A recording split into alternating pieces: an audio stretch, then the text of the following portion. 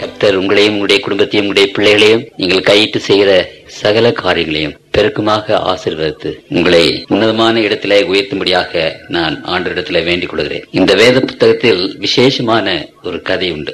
ஆண்டவர் அந்த சிறு உபமானத்தை லூக்கா எழுதின சுவிசேஷத்திலே 15ஆம் அதிகாரத்தில் வைத்திருக்கிறார். அந்த லூக்கா எழுதின சுவிசேஷம் 15ஆம் அதிகாரம் காணாமல் போன பொருள்களை பற்றி அங்கே பேசுகிறது. அதிலே முதலாவதாக ஆண்டவர் காணாமல் போன ஆட்டை பற்றி அங்கு பேசுகிறார். ஒரு மேய்ப்பனுக்கு 100 ஆடுகள் உண்டு. அந்த 100 ஆடுகளை மேய்த்து வந்த அந்த மேய்ப்பன் ஒரு நாள் அந்த ஆடுகளை பட்டியலை அடைக்கும் போது ஒரு ஆடு அங்கு இல்லை என்பதை கண்டான். ஒருவேளை அங்கு பல முறை அந்த ஆடுகளை எண்ணி நிச்சயமாகவே ஒரு ஆடு காணாமல் போய்விட்டது என்று அவன் அறிந்து கொண்டான். ஆகவே நான் நினைக்கிறேன், அவன் தன்னுடைய வீட்டுக்கு வராமல் அந்த ஆட்டை பட்டியலே அடைத்து விட்டு பின்பு வீட்டுக்கு வந்து குளித்து விட்டு சாப்பிட்டு விட்டு இருக்கிற காரியங்கள் எல்லாவற்றையும் மறந்து விட்டு அந்த ஆட்டை தேடும்படியாக அவன் புறப்பட்டு போனான். அது காடுகள் நிறைந்த ஒரு இடம், மலைகள் நிறைந்த இடம். காடுகளிலே சிங்கம் புலி இருக்கிற இடம், மலைகளிலே விஷ பாம்பு பூரான் இப்படிப்பட்ட விஷ கிருமிகள் இருக்கிற இடம். இரவிலே அந்த மலைகளுக்கும் காடுகளுக்கும் யாரும் போக மாட்டார்கள். ஆனால் ஒரு ஆட்டை காணோமே. ஒருவேளை அந்த ஆட்டை அந்த மேய்ப்பன் விசேஷமாக நேசித்திருக்க வேண்டும். தன்னுடனே கூட வரும்படி அநேகரை அழைத்திருக்கலாம்.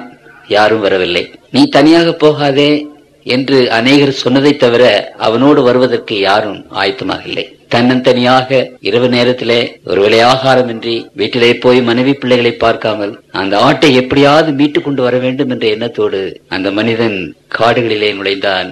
மலைகள் மேலே ஏறி இறங்கினான். அந்த பலஸ்தீன மேய்ப்பர்கள் ஒவ்வொரு ஆட்டுக்கும் ஒரு பெயர் வைத்து அழைப்பார். அந்த ஆட்டினுடைய பெயரை கூப்பிட்டு கொண்டே போனான். துஷ்ட மிருகங்கள் அங்குமிங்கும் அலைந்தன. அதற்காக அவன் பயப்படவில்லை. பாம்பு இப்படிப்பட்ட விஷ ஜந்துக்கள் அங்கே இருந்தன. அதற்காக அவன் பயப்படவில்லை. தன்னுடைய ஆட்டை எப்படியாவது மீட்க வேண்டும் என்ற ஒரே எண்ணம். இரவெல்லாம் அலைந்து ஒருவேளை அவன் துணியிலெல்லாம் கிழிந்து அவனுடைய உடலிலே முட்கள் கீறி ரத்தம் சொட்ட, காலிலே காயம், கைகளிலே காயம், உடம்பெல்லாம் காயம். எப்படியாவது காணாமல் போன என் ஆட்டை கண்டுபிடித்து விட வேண்டும் என்று சொல்லி இரவெல்லாம் அலைந்து கடைசியிலே புதரிலே சிக்கிக் கொண்டிருந்த ஆட்டை அவன் கண்டு அதை மிக கஷ்டப்பட்டு தூக்கி எடுத்து தன்னுடைய தோளின் மேலே சுமந்து வந்து வீட்டுக்கு வந்தான். அண்டை அயலார் இடத்திலே போனான். காணாமல் போன இந்த ஆடு கண்டுபிடித்தேன், என்னோடு கூட சேர்ந்து சந்தோஷப்படுங்கள் என்று அவர்களுக்கு விருந்து கொடுத்தார். அந்த ஆட்டின் விலை 200 ரூபாயாக இருக்கலாம். ஒருவேளை அந்த விருந்து கொடுப்பதற்கு 2000 ரூபாய் அவன் செலவழித்திருக்கலாம். அந்த ஆடு ஒரு விசேஷமான ஆடு. அந்த மேய்ப்பன் நேசித்த ஆடு. அண்ட சராசரங்களிலே கொடான கோடி உலகங்கள், இந்த உலகத்தை விட மிகவும் அழகு வாய்ந்த உலகங்கள். இன்றைக்கு வான சாஸ்திரிகள் தொலைதூர கண்ணாடியில அந்த உலகங்கள் எல்லாவற்றையும் பார்க்கும்போது பிரமித்து நிற்கிறாங்க. அத்தனை அழகு, அத்தனை வண்ணம். அதிலே வாழ்கிற மக்கள் தெய்வ பிரதிகள், பாவம் செய்யாதவர்கள் என்று உங்களுக்கு நான் எடுத்து சொன்னேன். அவர்கள் எப்படி இருப்பார்கள்? ஒளிபுரிந்திய ரூபம் உள்ளவர்கள், பிரம்மாண்டமான ஆற்றல் பெற்றவர்கள், அழகுள்ளவர்கள், அறிவுள்ளவர்கள், ஞானம் உள்ளவர்கள். ஆண்டவரே என்று துதித்து பாடுகிற அந்த மக்கள் இருக்கும்போது இந்த மண் துகளை கொத்த, தூசி கொத்த இந்த சிறிய உலகம், இந்த உலகத்திற்காக ஆண்டவர் கவலைப்பட்டு இந்த உலகத்திற்கு வந்தார் என்று திருமறை நமக்கு சொல்லுகிறது. இந்த உலகத்தை அவர் அழைத்து விட்டிருப்பாரானால் அவருக்கு நஷ்டமானது ஒன்றுமே கிடையாது. கடற்கரை மணலிலே ஒரு சிறிய தூசு இந்த உலகம், சிறிது கூட நஷ்டமே கிடையாது. நம்முடைய உலகத்தின் மக்களை பார்க்கும் போது எவ்வளவு கேவலமானவர்கள், எவ்வளவு அசிங்கமானவர்கள். மற்ற உலகத்தின் மக்களோடு ஒப்பிட்டு பார்க்கும் போது அவலட்சணமானவர்கள். இந்த கேவலமான அவலட்சமான தூசியும் துரும்புமான நம்மை தேடி இந்த உலகத்துக்கு வந்தார். தன்னுடைய கர்த்தத்துவத்தை விட்டுவிட்டு, தன்னுடைய சிங்காசனங்களை விட்டுவிட்டு, தன்னுடைய மகிமையை விட்டுவிட்டு, அண்ட சராசரங்களின் மக்கள் தொழுகிற அந்த தொழுகையை விட்டுவிட்டு ஏழையாக இந்த உலகத்தில் பிறந்தார். தெரு தெருவாக தேவனுடைய சத்தியத்தை சொன்னார். வீடு வீடாக சென்றார். பட்டணம் பட்டணமாக சென்றார். 3 வருடம் ஊழியம் செய்தார். ஒருவர் கணக்கு போட்டிருக்கிறார், 56,000 மைல் நடந்தார் என்று. உலகத்தின் மக்களுக்காக அவர் தொண்டு செய்து இந்த உலகத்தின் மக்களை மீட்கத்தக்கதாக கல்வாரி சிலுவையில மாண்டார். அப்படியானால் அந்த ஆண்டவர் இந்த உலகத்தின் மக்களை எவ்வளவாக நேசித்திருக்க வேண்டும், எவ்வளவாக இந்த உலகத்தின் மக்களுக்காக கவலைப்பட்டிருக்க வேண்டும். அப்படிப்பட்ட ஒரு ஆண்டவரை, அப்படிப்பட்ட நேசமும் பாசமும் அன்பும் உள்ள அந்த ஆண்டவரை நம்ம அறியாமல் இருக்கலாமா? அப்படியானால் இந்த இறைவனை நாம் எப்படி அறிந்து கொள்வது? இந்த கேள்வி உங்களுக்கு முன்பாக வைத்து தேவ ஆவியின் மூலமாக திருமறை சொல்லுகிற அநேக காரியங்களை குறித்து நாம் சற்று நேரம் சிந்திப்போம். தேவனுடைய பிள்ளைகளிடத்தில் ஆண்டவர் பேசட்டும், ஜெபம் செய்வோம். எங்களை நேசிக்கிற அன்புள்ள தகப்பனே, உன்னை அறிந்து கொள்ளத்தக்கதாக நீர் எங்களுக்கு வெளிப்படுத்தின இந்த வெளிப்படுத்துதலை நாங்கள் ஆராய்ச்சி செய்யும் போது தேவ ஆவியானவர் தாமே எங்கள் ஒவ்வொருடைய உள்ளங்களிலும் கிரியை செய்து இந்த காரியத்தை விளக்கும் ஆண்டவரே, நாங்கள் அறிந்து கொள்ள எங்களுக்கு ஒத்தாசை ஆண்டவரே. உடைய பிள்ளைகள் ஒருவரோடும் பேசும் தகப்பனே, பேசும் ஆண்டவர் இயேசுவின் நாமத்தில் வேண்டிக் கொள்கிறோம், ஜெபங்கேளும் பரம்பிதாவே, ஆமென். இன்றைக்கு உலகத்தில் பற்பல விதமான அறிவுகள் இருக்கின்றன. இந்த அறிவு மக்களுடைய வாழ்வுக்கு அநேக விதமான அனுகூலங்களை செய்திருக்கின்றன. இந்த உலகத்தில் இப்பொழுது அறிவு பெருக்கத்தினாலே இப்படிப்பட்ட நல்ல சூழ்நிலையிலே நாம் இருக்கிறோம். வேகமாக போகிற வாகனங்கள், வெளிச்சம் எங்கு பார்த்தாலும் பிரகாசிக்கிறது. வீடுகளிலே நாம் சில நிமிஷங்களிலே செய்யக்கூடிய மெஷின்கள், கருவிகள் இருக்கின்றன. ஆகவே இந்த அறிவு பெருக பெருக மக்களுடைய வாழ்வில் ஏராளமான நல்ல காரியங்கள் ஏற்பட்டு இன்றைக்கு இந்த வெளிச்சம் இங்கு பிரகாசிக்கிறது போல ஒரு பிரகாசம் இந்த பூமியை மூடிக்கொண்டிருக்கிறது என்பதிலே சற்று கூட ஐயமே. ஆனாலும் கர்த்தருக்குள் பிரியமானவர்களே, இன்றைக்கு அணுவை பற்றி ஆராய்ச்சி செய்து அந்த அணுவை உடைத்து பிரம்மாண்டமான சக்திகளை இன்றைக்கு வெளிப்படுத்தியிருக்கிறார். மனிதன் மற்ற உலகங்களுக்கு போகக்கூடிய அளவு ராக்கெட்டுகளை செய்து பறக்குகிறார். அந்த விதமாக இன்றைக்கு அறிவு பெருகியிருக்கிறது. ஆகவே பிரம்மாண்டமான அறிவு பெருக்கத்தின் மத்தியில ஏதோ ஒன்று அங்கு குறைந்திருக்கிறது. Something wrong. அப்படியானால் இது என்ன? இவ்வளவு அறிவு பெருக்கம், மக்களுக்கு எவ்வளவுதான் வசதிகளை செய்து கொடுத்த போதிலும் இந்த உலகத்தில் மக்கள் இன்றைக்கு மகிழ்ச்சியோடு இல்லை, சந்தோஷமாக இல்லை, சமாதானத்தோடு இல்லை. இந்த அறிவு பெருக்கம் நமக்கு சந்தோஷத்தையும் சமாதானத்தையும் மகிழ்ச்சியும் தரவில்லை. ஏன் என்று ஆராய்ச்சி செய்யும் போது கர்த்தருக்குள் பிரியமானவர்களே, இந்த மகா பெரிய அறிவின் உச்சியிலே அல்லது இந்த அறிவின் வளர்ச்சியிலே கடவுளுக்கென்று அங்கு ஒரு இடம் இல்லை. இந்த உலகத்தின் மக்கள் மத்தியில கடவுளை பற்றின அறிவு மிகவும் அதிகமாக குறைந்திருக்கிறது என்பதை நாம் பார்க்கிறோம். அப்படியானால் நான் உங்களுக்கு சொன்ன வண்ணமாக இறைவன் என்ற ஒரு பெரிய உண்மை உலகத்தில் நாம் காண்கிறோம். இது ஒரு பெரிய உண்மை. விவிலியம் முதலாவது தொடங்கும் போது தேவன் என்றுதான் துவங்குகிறது. முழு முதல் உண்மை இறைவன் என்பவர். அப்படியானால் இந்த இறைவனை பற்றின அறிவு குறைந்து குறைந்து இந்த உலகத்தின் அல்லது இயற்கையின் அல்லது சூழ்நிலைகளின் அறிவு பெருக்கம் அதிகமாக ஆக இன்றைக்கு மக்கள் மத்தியில அறிவு பெருகினாலும் மகிழ்ச்சி இல்லாமல் இருக்கிறதே. காரணம் இறைவனை பற்றின அறிவு அங்கு இல்லை என்பதை குறித்து நாம் அங்கே வாசிக்கிறோம். ஆகவே இந்த விவிலியத்தில் பரிசுத்த அப்போஸ்தலனாகிய பவுல் இதை குறித்து எழுதும் போது ஒரு விசேஷமான ஒரு காரியத்தை அவர் எழுதினார். அங்கு பிலிப்பியருக்கு எழுதின நிருபம் 3ஆம் அதிகாரம் 7வது வசனத்திலே வாசிக்கிறேன். ஆகிலும் எனக்கு லாபமாய் இருந்தவைகள் எவைகளோ அவைகளை கிறிஸ்துவுக்காக நஷ்டம் என்று எண்ணினேன். 8வது வசனம், அது மாத்திரமல்ல, என் கர்த்தராகிய கிறிஸ்து இயேசுவை அறிகிற அறிவின் மேன்மைக்காக எல்லாவற்றையும் நஷ்டம் என்று எண்ணிக்கொண்டிருக்கிறேன். கர்த்தராகிய இயேசு கிறிஸ்துவை அறிகிற அறிவு மேன்மைக்காக எனக்கு இருந்த எல்லாவற்றையும் நஷ்டம் என்று எண்ணுகிறேன், குப்பை என்று எண்ணுகிறேன், தூசை என்று எண்ணுகிறேன். அப்போஸ்தலனாகிய பவுல் பெரிய படிப்பு படித்தவர், அந்த யூத ஜனங்கள் மத்தியிலே செல்வாக்கு பெற்றவர். அவருக்கு ஒரு பெரிய ஒரு ஆசீர்வாதம் அங்கு வைக்கப்பட்டிருந்தது. அந்த சனகரின் சங்கத்தின் யூத அதிபதிகளில் விசேஷமான பிரதான ஆசாரியர் என்ற பட்டம் கூட அவருக்கு கிடைக்கக்கூடிய நிலைமையில இருந்தது. பெரும் அதிகாரம், பெரும் செல்வம், பெரும் வாழ்வு, இவைகள் எல்லாவற்றையும் நஷ்டம் என்று எண்ணினார், குப்பையாக உதறி தள்ளிவிட்டார். எதற்காக? இயேசு கிறிஸ்துவாகிய ஆண்டவரை பற்றி அறிகிற அறிவுக்காக என்று வேதம் நமக்கு சொல்லுகிறது. அப்படியானால் கர்த்தருக்குள் பிரியமானவர்களே, இன்றைக்கு தேவனுடைய பிள்ளைகள் இந்த ஆண்டவரை பற்றின அறிவை நாம் அடைந்து கொள்ள வேண்டும் என்பதை வேதம் நமக்கு விசேஷமாக சொல்லுகிறது. இன்றைக்கு பயப்படக்கூடிய அளவிலே, மிகுந்த குறைந்த அளவிலே தான் ஆண்டவரை பற்றின அறிவு இன்றைக்கு மக்கள் மத்தியில இருந்து கொண்டிருக்கிறது. அங்கு ஓசியா என்ற தீர்க்கதரிசி இந்த மக்கள் மத்தியில் இருக்கிற அறிவை பற்றி பேசும்போது அவர் சொல்லுகிறதை நான் வாசிக்கிறேன். ஓசியாவின் புத்தகம் 4ஆம் அதிகாரம் 6வது வசனத்தை நான் வாசிக்கிறேன். என் ஜனங்கள் அறிவில்லாமையினால் சங்காரமாகிறார்கள். நீ அறிவை வெறுத்தாய், ஆகையால் நீ என் ஆசாரியனாய் இராதபடிக்கு நானும் உன்னை வெறுத்து விடுவேன். நீ உன் தேவனுடைய வேதத்தை மறந்தாய், ஆகையால் நானும் உன் பிள்ளைகளை மறந்து விடுவேன். தேவனை பற்றின அறிவை நீ வெறுத்தாய், அந்த அறிவை பற்றி உனக்கு அக்கறை இல்லை, அதை பற்றி நீ அதை கவலைப்படுவதில்லை. எரேமியா 9ஆம் அதிகாரம் 3வது வசனத்திலே நான் வாசிக்கிறேன். அவர்கள் பொய்யை பிரயோகிக்க தங்கள் நாவாகிய வில்லை வளைக்கிறார்கள். அவர்கள் இந்த தேசத்தில் பலத்துக் கொள்வது சத்தியத்திற்காக அல்ல, பொல்லாப்பிலிருந்து பொல்லாப்புக்கு நடந்தேறுகிறார்கள், என்னையோ அறியாதிருக்கிறார்கள் என்று கர்த்தர் சொல்கிறார். தீர்க்கதரிசியாகிய எரேமியா இதை குறித்து பேசும்போது பொல்லாப்பிலிருந்து பொல்லாப்புக்கு நடந்தேறுகிறார்கள், என்னையோ அறியாதிருக்கிறார்கள் என்று கர்த்தர் சொல்கிறார். இந்த உலகத்தின் மக்கள் கடவுளை பற்றி கவலைப்படுகிறதில்லை. கடவுளை பற்றி அதிகமாக அறிந்து கொள்வதற்கு அவர்களுக்கு விருப்பம் இல்லை. அதிலே ஒரு மகிழ்ச்சி இல்லை, அதில் ஒரு இன்பம் இல்லை.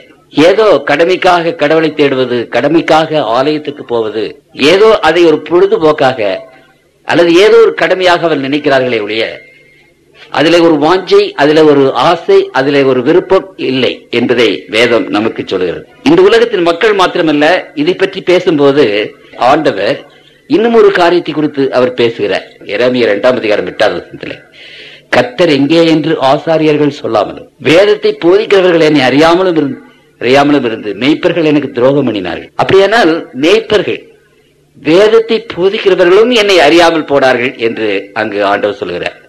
வேத போதகர்கள், வேதத்தை போதிக்கிறவர்கள், தேவனுடைய ஜனங்களை ஆண்டவர் பாதத்திலே வழிநடத்தி கொண்டு போகிற பெரியவர்கள், அப்படிப்பட்டவர்களும் என்னை அறியாமல் இருக்கிறார்கள் என்று அங்கு சொல்கிறது. எவ்வளவு அபத்தம், எவ்வளவு கேவலமான ஒரு நிலைமை என்பதை தேவனுடைய பிள்ளைகளை அறிந்து கொள்ள வேண்டும். அப்படியானால் இன்றைக்கு ஆண்டவரை பற்றி நமக்கு தெரியல, ஆண்டவரை பற்றி நாம் அதிகமாக அறியவில்லை.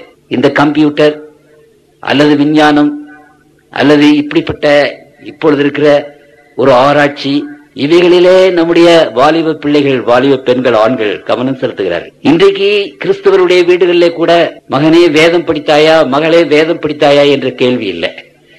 சரித்திரத்தை படித்தாயா, விஞ்ஞானத்தை படித்தாயா, கணக்கை படித்தாயா, இப்படித்தான் நம்முடைய பிள்ளைகளுக்கு கேள்வி நாம் கேட்கிறோம்.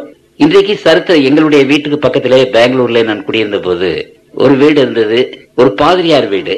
அந்த பெண்ணுக்கு கணக்கு தெரியவில்லை என்று சொல்லி அந்த கணக்கு மாத்திரம் டியூஷன் 150 ரூபாய் மாதம் மாதம் கொடுத்து கணக்கு படிக்க வைத்தார்கள். அதற்கு விஞ்ஞானம் வரவில்லை என்று சொல்லி இன்னொரு 150 ரூபாய் கொடுத்து அதற்கு டியூஷன் வைத்தார்கள். கணக்குக்கு டியூஷன் வைக்கிறோம், விஞ்ஞானத்துக்கு நாம் அங்கே டியூஷன் வைக்கிறோம், எத்தனையோ பாடங்களுக்கு டியூஷன் வைக்கிறோம். வேதம் என்னுடைய மகளுக்கு, என்னுடைய மகனுக்கு தெரியவில்லை என்று சொல்லி கிறிஸ்தவர்கள், தேவனுடைய பிள்ளைகள் யாராவது வேதத்தை படிக்க வேண்டும் என்று டியூஷன் வைத்திருக்கிறீர்களா? தேவனை பற்றின அறிவு இன்றைக்கு தேவனுடைய மக்கள் மத்தியிலும் கிடையாது என்பதை குறித்து நாம் நன்றாக அறிந்து உள்ளவர்களாக இருக்கிறோம். ஆகவே இந்த உலகத்தின் அறிவு பெருக்கம் எவ்வளவு உயர்ந்து போனாலும் அந்த தேவனை பற்றின அறிவு இல்லாதபடியினாலே அந்த அறிவு பெருக்கம் மனிதனுக்கு ஓரளவு ஆக்கத்தை கொண்டு வந்தாலும் பெரும்பான்மையான அழிவையே இந்த உலகத்திற்கு கொண்டு வருகிறது என்று இன்றைக்கு நாம் நன்றாக அறிந்து கொண்டிருக்கிறோம். அணு சக்தியை பற்றி இன்றைக்கு கண்டுபிடித்திருக்கிறார்கள்.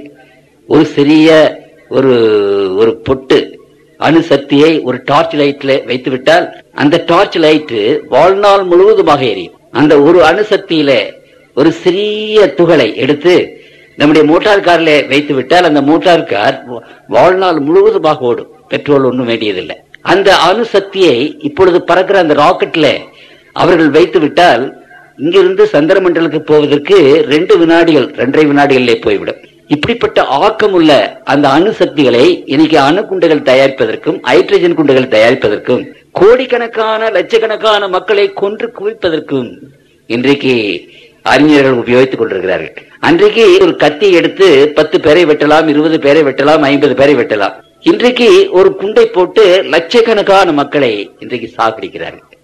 நம்முடைய அறிவில பெரும் ஆபத்து இருக்கிறது. கர்த்தருக்குள் பிரியமானவர்களே, இந்த பிரம்மாண்டமான அழிவு வளர்ச்சி மக்களுக்கு பெரும்படியான ஆக்கத்தை கொண்டு வராமல் மக்களின் இந்த உலகத்தின் அழிவை கொண்டு வருகிறது என்று நாம் பார்க்கிறோம். ஏனென்றால் இந்த அறிவில் மத்தியில ஆண்டவரை பற்றின அறிவு இன்றைக்கு மக்களுக்கு இல்லாமல் இருக்கிறது. இறைவனை பற்றின அந்த அறிவு இன்றைக்கு மக்களிடத்தில் இல்லாமல் இருக்கிறது. அப்படியானால் இந்த இறைவனை பற்றின அறிவு நமக்கு அவசியமா?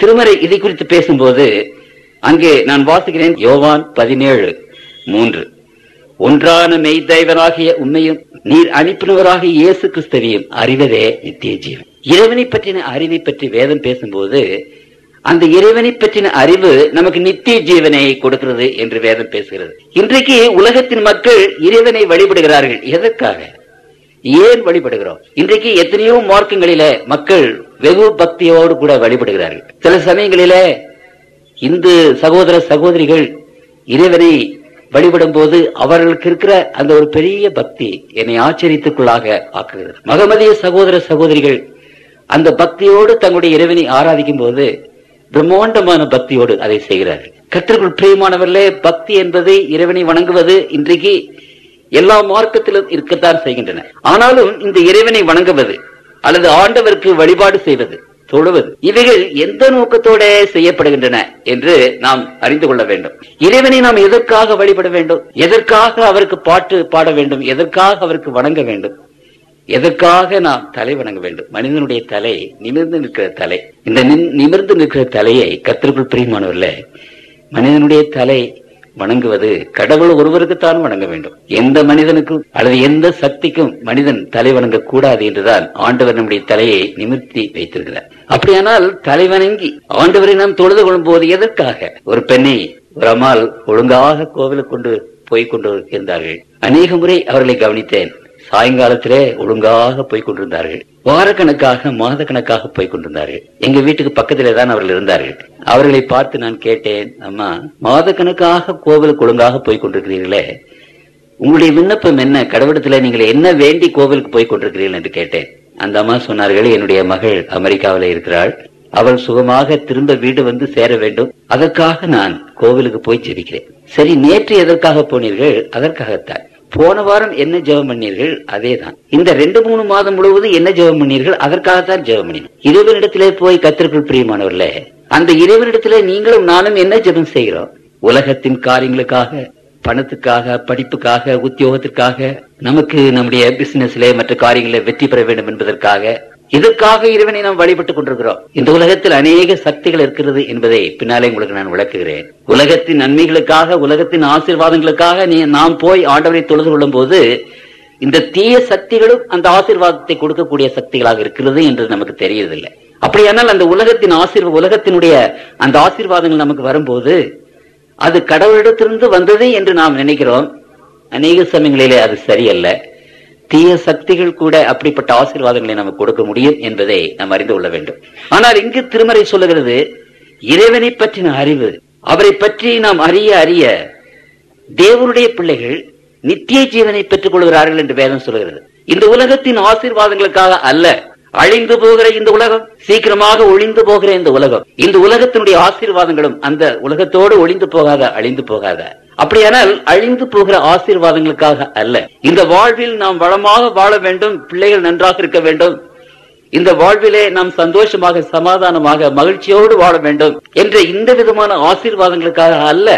நாம் இறைவனை பணிந்து கொள்வது, நாம் இறைவனை தொழுது கொள்வது, ஆண்டவர் நமக்கு நித்திய ஜீவனை தருவார், பரலோக ராஜ்யத்தை தருவார். என்றென்றைக்கும் அழியாத அந்த ராஜ்யத்திலே நீங்களும் நானும் இன்பத்தோடும் சந்தோஷத்தோடும் மகிழ்ச்சியோடும் வாழும்படி, என்றென்றைக்கும் வாழும்படியான ஒரு கிருபையை தருவார். அதற்காக நாம் இறைவனை தொழுது கொள்ள வேண்டும். அதனால இந்த உலகத்தின் ஆசீர்வாதங்கள் வேண்டாம் என்று நான் சொல்லவில்லை.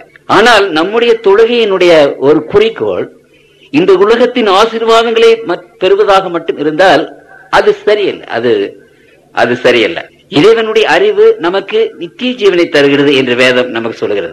அப்படியானால் அந்த இறைவனிடத்துல நித்திய ஜீவனை, தேவனுடைய ராஜ்யத்தை, பரலோகத்தின் வாழ்வை, அந்த பரிசுத்தமான சந்தோஷமான மகிழ்ச்சியான அந்த வாழ்வை இறைவனுடைய அறிவு நமக்கு தருகிறது என்பதை நீங்கள் நன்றாக அறிந்து கொள்ள வேண்டும். அதனால்தான் இறைவனை பற்றின அறிவை நாம் விசேஷ விதமாக நாம் தேட வேண்டும்.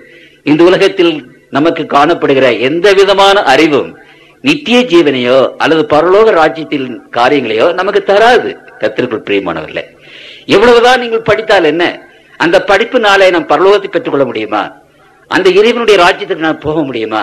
எவ்வளவுதான் நமக்கு செல்வம் இருந்தால் என்ன, எவ்வளவுதான் நாம் உயர்ந்த உத்தியோகத்தில் இருந்தால் என்ன, இந்த உலகத்தின் எல்லா விதமான ஆசீர்வாதங்களை பெற்றவர்களாக இருந்தால் என்ன? கர்த்தருடைய பிள்ளைகள் மண்ணுக்கு போகும்போது முடி சார்ந்த மன்னரும் பிடி சாம்பலாய் ஆயினார்கள் என்று நம்முடைய தமிழ் மரபு சொல்கிறது. பிரம்மாண்டமான மன்னாதி மன்னர்கள் யாவரும் அங்கு கடைசியிலே இருந்த போது பிடி சாம்பலாக மாறினார்கள். அவ்வளவுதானே? இந்த உலகத்தின் ஞானம், இந்த உலகத்தின் அறிவு, இந்த உலகத்தின் வெகுமதிகள், இந்த உலகத்தின் பணம், இந்த உலகத்தின் எல்லா விதமான காரியங்களும் அழிந்து போகக்கூடியது என்பதை நாம் அறிந்து கொள்ள வேண்டும்.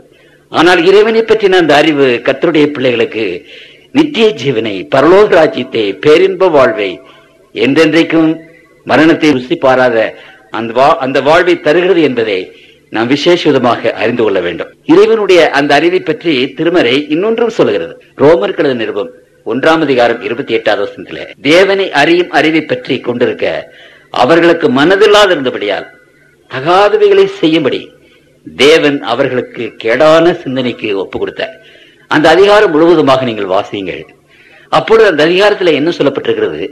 இறைவனுடைய அறிவு இல்லாதபடியினாலே இன்றைக்கு உலகத்தின் மக்கள் எல்லா விதமான பாவங்களையும் செய்து கொண்டிருக்கிறார்கள் என்று அங்கே சொல்லப்படுகிறது. 29வது வசனத்திலே வாசிக்கிறேன், சகல விதமான அநியாயத்தினாலும் வேசித்தனத்தினாலும் துரோகத்தினாலும் பொருளாசையினாலும் குரோதத்தினாலும் நிறையப்பட்டு பொறாமையினாலும் கொலையினாலும் வாக்குவாதங்களினாலும் வஞ்சகத்தினாலும் வன்மத்தினாலும் நிறைந்தவர்களுமாய் புறங்கூறுகிறவர்களுமாய் அவதூறு பண்ணுகிறவர்களுமாய் தேவ பகைஞருமாய் துராகிரதம் பண்ணுகிறவர்களுமாய் அகந்தை உள்ளவர்களுமாய் வீம்புக்காரருமாய் பொல்லாதவைகளை யோசித்து படிக்கிறவர்களுமாய் பெற்றோர்களுக்கு கீழ்ப்படியாதவர்களுமாய் உணர்வில்லாதவர்களுமாய் உடன்படிக்கைகளை மீறினவர்களுமாய் சுவாப அன்பில்லாதவர்களுமாய் இணங்காதவர்களுமாய் இரக்கமில்லாதவர்களுமாய் இருக்கிறார்கள். எத்தனை பாவங்கள்! கர்த்தருக்குள் பிரியமானவர்களே, இறைவனை பற்றின அந்த அறிவு நமக்கு இல்லாவிட்டால் இந்த உலகத்தில் அத்தனை பாவங்களையும் செய்கிறவர்களாக நாம் இருக்கிறோம். அப்படியானால் இறைவனை பற்றின அறிவு தேவனுடைய பிள்ளைகள் மத்தியிலே வரும்போது இந்த அக்கிரமங்கள், அநியாயங்கள், பாவங்களை நாம் செய்ய மாட்டோம் என்று அங்கு ஆண்டவர் சொல்கிறார். ஒருவேளை நம்முடைய பக்தி வேஷமா, நம்முடைய வாழ்வை மறைக்கிற ஒரு உடுப்பா, ஒரு உடையா, தேவ பக்தியின் வேஷத்தை தரித்து அதனுடைய பலனை மறுதளிக்கிறார்கள் என்று வேதம் நமக்கு சொல்லுகிறது. அப்படியானால் தேவனை பற்றின அந்த அறிவு நம்மை பாவத்திலே இருந்து விலக்கும் என்று வேதம் நமக்கு சொல்லுகிறது. தேவனை பற்றி அறிய அறிய அவர் பரிசுத்தராய் இருக்கிறது போல நீங்கள் பரிசுத்தராயிருங்கள். பரிசுத்தம் இல்லாமல் எவனும் பரலோகத்திற்கு போவதில்லை, தேவனுடைய முகத்தை பார்ப்பதில்லை. இப்படிப்பட்ட அந்த விசேஷமான அறிவு கடவுளுடைய பிள்ளைகளுக்கு இருக்கும்போது பாவம் செய்யாத ஒரு பரிசுத்தமான வாழ்க்கையை நாம் வாழ்வோம். ஒன்று, இறைவனுடைய ராஜ்யத்திற்கு நாம் போவோம். இந்த ரெண்டு விசேஷமான காரியங்களும் இறைவனை பற்றின அறிவினாலே நமக்கு வருகிறது என்று வேதம் நமக்கு சொல்லுகிறது. நம்முடைய தமிழ்நாட்டை எடுத்துக்கொண்டால் அதை குறித்து நான் பெருமைப்படுகிறேன். அமெரிக்காவுக்கு அநேக முறை நான் போய் வந்தேன். ஐரோப்பா நாடுகளுக்கு அநேக முறை நான் போய் வந்தேன். கிழக்கு நாடுகளுக்கு அநேக முறை போய் வந்தேன். நான் பட்டம் பெற்றதே பிலிப்பீன்ஸ் என்ற ஒரு நாடு. அப்படியானால் அங்கே இந்த நாடுகளுக்கெல்லாம் போய் வந்து தமிழ்நாட்டிலே நான் பிறந்தேன் என்பதை பற்றி நான் பெருமைப்படுகிறேன். நான் ஒரு தமிழனாக இருப்பதை குறித்து நான் பெருமைப்படுகிறேன். நம்முடைய நாட்டை பற்றி பாரதியார் பாடினார், வேதம் நிறைந்த தமிழ்நாடு. அநேகர் நம்முடைய நாட்டை பற்றி பாடும்போது என்ன சொல்கிறார், எவ்வளவு அழகாக பாடினார், வேதம் நிறைந்த தமிழ்நாடு. 8 அடிக்கு ஒரு கோவில், தெருவெங்கும் எம்பிரான் நர்த்தனம் என்று அழகாக பாடினார்கள். கோவில்களை வைத்து, ஒவ்வொரு தெருவுக்கும் கோவில்களை வைத்து வழிபடுகிற தேவ பிள்ளைகள், பக்தியுள்ள பிள்ளைகள் பிறந்த நாடு நம்முடைய நாடு. பக்தர்கள் என்றும் சித்தர்கள் என்றும் ஆரண்யத்திற்கு போய் அல்லது மலைகளுக்கும் குகைகளுக்கு போய் இறைவனை தேடின நாடு நம்முடைய நாடு. காதற்ற ஊசியும் கடைவழிக்கே வாராது கான் என்று சொல்லி கப்பல் வணிகம் செய்து ஏராளமான பொருள்களை திரட்டி வந்த ராமலிங்கம் பிள்ளை இறைவனை தேடத்தக்கதாக தன்னுடைய வாழ்க்கையை ஒப்புக் கொடுத்த அப்படிப்பட்ட சித்தர்கள், பெரியவர்கள் பிறந்த நாடு இந்த நாடு.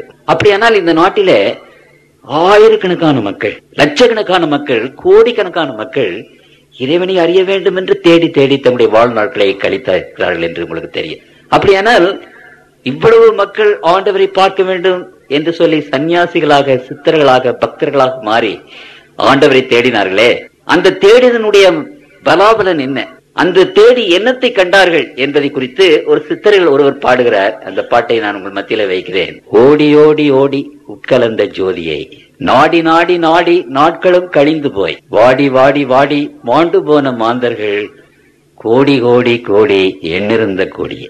இந்த ஆயிரக்கணக்கான, லட்சக்கணக்கான, கோடிக்கணக்கான பக்தர்கள், சித்தர்கள் இறைவனை தங்களுடைய வாழ்நாள் முழுவதுமாக தேடி என்ன செய்தார்கள் என்று அந்த பாட்டிலே பார்க்கிறோம். ஓடி ஓடி ஓடி தெருவெங்கும் ஓடி, ஆரணிகளுக்கு ஓடி, மலைகளுக்கு ஓடி, குகைகளுக்கு ஓடி, புண்ணிய சேஸ்திரங்களுக்கு ஓடி ஓடி ஆண்டவரை தேடினார்களே. எப்படி தேடினார்கள்? நாடி நாடி உள்ளம் முழுவதும் ஆண்டவரை பார்க்க வேண்டும், ஆண்டவரை போய் தரிசிக்க வேண்டும் என்று வாஞ்சியோடு உள்ளத்தின் ஆழத்திலே வெளிப்பட்ட ஒரு பெரிய விருப்பத்தோடு ஆண்டவரை தேடினார்களே. அப்படி தேடி அவர்கள் ஆண்டவரை எப்படியாவது கண்டுபிடிக்க வேண்டும் என்று நாடி நாடி நாடி எத்தனையோ வருஷங்களை செலவழித்து அதனுடைய முடிவு என்ன என்று சொல்கிறார். மாண்டு போன மாந்தர்கள் கோடி கோடி கோடி, எண்ணிருந்த கோடி, கோடிக்கணக்கான மக்கள் இறைவனை அறியாமல் மாண்டு போனார்கள் என்று அவர் சொல்லுகிறார். இது நான் சொல்வதல்ல, நம்முடைய நாட்டின் சித்தர்கள் சொல்லுகிற ஒரு பாடல். கோடிக்கணக்கான மக்கள் எல்லா மார்க்கத்திலுமே இறைவனை தேடி அந்த இறைவனை காணாதபடி மாண்டு போனார்கள் என்று அந்த சித்தர்கள் சொல்லுகிறார். இது எவ்வளவு பெரிய உண்மை! அநேக மார்க்கங்களிலே இன்றைக்கு கடவுளை கண்டோம் என்று சொன்னவர்கள் உண்டா? அந்த ஆண்டவர் இப்படிப்பட்டவர், அப்படிப்பட்டவர் என்று சொன்னவர்கள் உண்டா? அப்படியானால் ஒரு சிலர் அப்படி சொல்லி இருக்கலாம். ஆனாலும் அவர்கள் சொன்னது உண்மைதானா? ஆனால் அந்த சித்தர்களில் விசேஷமான சித்தர்கள் பாடினார், அது தேடி ஓடி நாடி ஆண்டவரை தேடி வருஷக்கணக்காக தேடி வாழ்நாளெல்லாம் தேடி மாண்டு போன மாந்தர்கள் கோடி கோடி கோடி என்னிருந்த கோடியே ஆண்டவரை தேடி இவ்வளவு ஆர்வத்தோடு தேடியும் வருஷக்கணக்காக தேடியும் ஆண்டவரை கண்டடையவில்லை என்று அங்கே நாம் வாசிக்கிறோம். கர்த்தருக்குள் பிரியமானவர்களே, ஊத்த குழியிலே மண்ணெடுத்து உதிரப்புணலிலே உண்டை செய்து வாய்த்த குயவனால் செய்த பாண்டம் வரவோட்டுக்காகாதென்று ஆடாய் பாம்பே பாம்பாட்டி சித்தப்படுறார். அப்படியானால் ஊத்த குழியிலே மண்ணிலே செய்யப்பட்ட தேவனுடைய பிள்ளைகள் வரவோட்டுக்கு ஆளாக போய்விட்டார்கள், ஒன்றுமில்லாமல் போய்விட்டார்கள் என்று அங்கு வாசிக்கிறோம். இங்கு அநேக சித்தர்கள் இதை பற்றி நமக்கு பாடும்போது இறைவனை கண்டறிய வழி இல்லை என்பதை குறித்து பாடுகிறார்கள். ஒருவர் பாடுகிறார், பையூரிலே இருந்து பொய்யூரிலே பிறந்து இந்த கற்பு பை என்ற உலகத்திலிருந்து பொய்யூர் ஆகிய இந்த உலகத்திலே பிறந்து மெய்யூருக்கு போக வேதாந்த வீடறியே. பிரம்மாண்டமான சித்தர், அவர் ஞானி, ஆண்டவரை தேடினவர். மெய்யூர் ஆகிய பரலோகத்துக்கு போக வீடு அறியல, வழி தெரியல என்று பாடியிருக்கிறார். ஆண்டவரை பார்த்ததில்லை என்று பாடியிருக்கிறார். ஏன் என்று தெரியுமா உங்களுக்கு? இங்கு தேவனுடைய பக்தனாக யோபு ஒரு விசேஷமான ஒரு கேள்வி அங்கு கேட்கிறார். ஏன் நம்மால் ஆண்டவரை கண்டுபிடிக்க முடியவில்லை என்ற ஒரு விசேஷமான ஒரு கேள்வி. யோபு 11ஆம் அதிகாரம் 7வது வசனத்திலே, தேவனுடைய அந்தரங்க ஞானத்தை நீர் ஆராய்ந்து சர்வவல்லவருடைய சம்பூரணத்தை நீ அறியக்கூடுமோ? கர்த்தரை நீ காணக்கூடுமோ? அவருடைய காரியங்களை பற்றி நீ அறிந்து கொள்ளக்கூடியமோ? அவருடைய சம்பூரணத்தை நீ தெரிந்து கொள்ளக்கூடுமோ என்ற ஒரு பெரிய கேள்வியை கேட்கிறார். அது வானபரியந்தம் உயர்ந்தது, உம்மால் என்ன ஆகும்? அது பாதாளத்திலும் ஆழமானது, நீர் அதை அறியக்கூடியது என்ன? அது அளவு பூமியை பார்க்கலும் நீளமும் சமுத்திரத்தை பார்க்கலும் அகலமாயிருக்கிறது. அப்படியானால் விசேஷமான தேவனுடைய அன்பை, அந்த அறிவை, அவரை பற்றின காரியங்களை உன்னால் அறிந்து கொள்ள முடியுமா? அந்த தீர்க்கன் இதை பற்றி பேசிவிட்டு அநேக இடங்களிலே என்ன சொல்லுகிறார்? யோபனுடைய புத்தகம் 36:26வது வசனத்திலே நான் வாசிக்கிறேன். இதோ தேவன் மகத்துவம் உள்ளவர், நாம் அவரை அறிய முடியாது. யோபு ஒரு பெரிய தீர்க்கதரிசி, இறைவனை விசேஷமாக தேடின ஒரு மனிதர். அவர் கடைசியில என்ன சொல்லுகிறார்? அந்த இறைவனை நாம் அறிய முடியாது. 37ஆம் அதிகாரம் 23வது வசனத்திலே அடுத்த பக்கத்திலே, சர்வ வல்லவரை நாம் கண்டுபிடிக்க கூடாது. கர்த்தருக்குள் பிரியமானவர்களே, திருமறை என்ன சொல்கிறது என்றால், அந்த ஆண்டவரை, அந்த இறைவனை நாம் அறிந்து கொள்ள முடியாது. அவருடைய அந்த அறிவு, அவரை பற்றின காரியங்கள் நம்முடைய சிற்றறிவினாலே நாம் அதை புரிந்து கொள்ள முடியாது. காரணம் என்ன? நான் சிறுவயதாக இருக்கும்போது எங்கள் வீட்டில அநேக மாடுகளை வைத்திருந்தோம். அதிலே ஒரு மாடு கருப்பு நிறத்துல நன்றாக குண்டாக இருக்கும், செழிப்பாக வளர்ந்த ஒரு மாடு. அது எனக்கு ரொம்ப பிரியம். அந்த மாடு நன்றாக தீனி சாப்பிடும். நான் வயலுக்கு போய் அதற்காக பச்சை புல்லை ஏராளமாக கொண்டு வந்து அந்த மாட்டுக்கு தீனி போட்டு அது சாப்பிடுவதை பார்த்து சந்தோஷப்படுவேன். சிறு வயதிலிருந்தே எனக்கு என்னுடைய உள்ளத்தில் அநேக கேள்விகள். என்னுடைய அம்மா எனக்கு பதில் சொல்ல முடியாமல் திணறுவார்கள், அவர்கள் படித்தவர்கள் அல்ல. ஒரு நாள் அவர்களிடத்தில் ஒரு கேள்வி கேட்டேன். அம்மா, நம்முடைய கருப்பு மாடு பச்சை புல்லை தின்று வெண்மையான பால் கறக்கிறதே, அது எப்படி? எத்தனையோ தடவை கேட்டு கேட்டு பார்த்தேன், எங்க அம்மாவுக்கு தெரியவில்லை. சரி, அப்பாவை கேட்டு பார்த்தேன், அவர்களுக்கும் அது தெரியல. ஒரு சின்ன கேள்விதானே, கருப்பு மாடு பச்சை புல்லை தின்று வெண்மையான பால் கொடுக்கிறதே எப்படி? சரி, நான் கல்லூரியிலே படித்தபோது விஞ்ஞானத்தை எடுத்து பாடமாக படித்தேன். எங்களுடைய விஞ்ஞான ப்ரொஃபசர்ஸ் அத்தனை பேர் இடத்துல இந்த கேள்வி கேட்டேன், ஒருத்தரும் பதில் சொல்ல. சரி, நீங்க யாராவது இருந்தா சொல்லுங்க, இந்த உலகத்தில் யாராவது இதற்கு பதில் சொல்ல முடியுமானா சொல்லுங்க. கர்த்தருக்குள் பிரியமானவர்களே, ஒரு சின்ன இலையை எடுத்துக்கொண்டு அந்த இலை என்ன, அது ஏன் இந்த நிறமாக இருக்கிறது, அதனுடைய தாற்பயம் என்று இன்னும் நமக்கு தெரிகிறதா? இந்த உலகத்தில் நமக்கு என்னதான் தெரிகிறது? வெளிச்சம் என்பது என்ன என்று தெரியுமா? இருள் என்பது என்ன என்று தெரியுமா? இன்றைக்கு வானமண்டலங்களிலே ஓடுகிற இந்த நட்சத்திரங்களை பற்றி நமக்கு தெரியுமா? நாம் உட்கார்ந்து இருக்க அந்த பூமிக்கடியில என்ன இருக்கிறது என்று நமக்கு தெரியுமா? இந்த மணல் இருக்கிறது, இந்த மணல் என்றால் என்ன என்று நமக்கு தெரியுமா? இந்த மின்சாரம் இருக்கிறது, அந்த மின்சாரம் என்றால் என்ன என்று நமக்கு தெரிகிறது. நாம் சுவாசிக்கிறோமே ஆக்சிஜன், உயிர்வழி, அந்த உயிர்வழி என்றால் நமக்கு என்ன என்று தெரியுமா? கர்த்தருக்குள் பிரியமானவர்களே, நமக்கு என்ன தெரியும்? தண்ணீர் என்றால் என்ன? அது ஆக்சிஜன் ஹைட்ரஜன் சேர்ந்த ஒரு, அவ்வளவுதான் நமக்கு தெரியும். இப்ப நமக்கு தெரிந்த ஞானம் எல்லாம் என்ன? ஒரு சூப்பர்ஃபிஷியல் நாலேஜ் என்று ஆங்கிலத்தில் சொல்கிறார்கள், சும்மா மேலோட்டமான ஒரு அறிவு. அப்புறம் கீழே போனால் யாருக்கும் எதுவும் தெரியாது. இந்த உலகத்துல ஒரு சின்ன காரியத்தை கூட யாரும் உங்களுக்கு எக்ஸ்பிளைன் பண்ண முடியாது, அதை விவரித்து சொல்ல முடியாது. அண்ட சராசரங்களை படைத்த அந்த ஆண்டவர் இந்த உலகத்திலே ஒரு சின்ன காரியத்தை எடுத்தது என்ன என்று கேட்டால் நமக்கு அது தெரியாமல் இருக்கிறதே. ஒரு சிறு காரியத்தை கூட நமக்கு புரியலையே, அதை விளக்க முடியலையே. அப்படியானாலும் இந்த அண்ட சராசரங்களை படைத்த அந்த ஆண்டவரை பற்றி நமக்கு எப்படி தெரியும்? அவரை நாம் கண்டுகொள்ள முடியுமா? அவரை நாம் பார்க்க முடியுமா?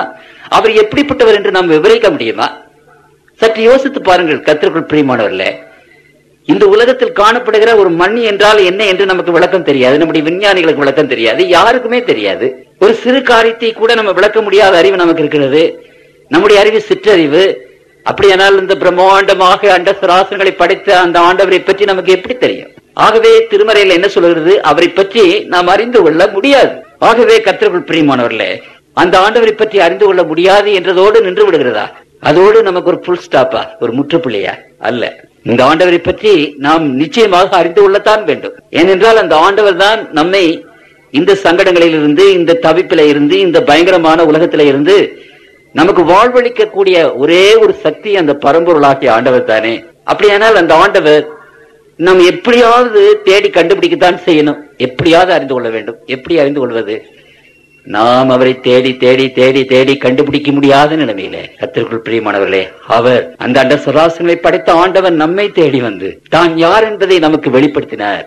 நாம் அவரை காணக்கூடாத நிலைமையில தேடி அலைந்து பார்த்து வருஷக்கணக்காக நம்முடைய வாழ்நாட்கள் முழுவதுமாக அதற்கு செலவழித்து அவரை தேடி கண்டுபிடிக்க முடியாத நிலைமையில அந்த இறைவன் நம்மை தேடி வந்து தான் யார் என்பதை நமக்கு வெளிப்படுத்தினார்.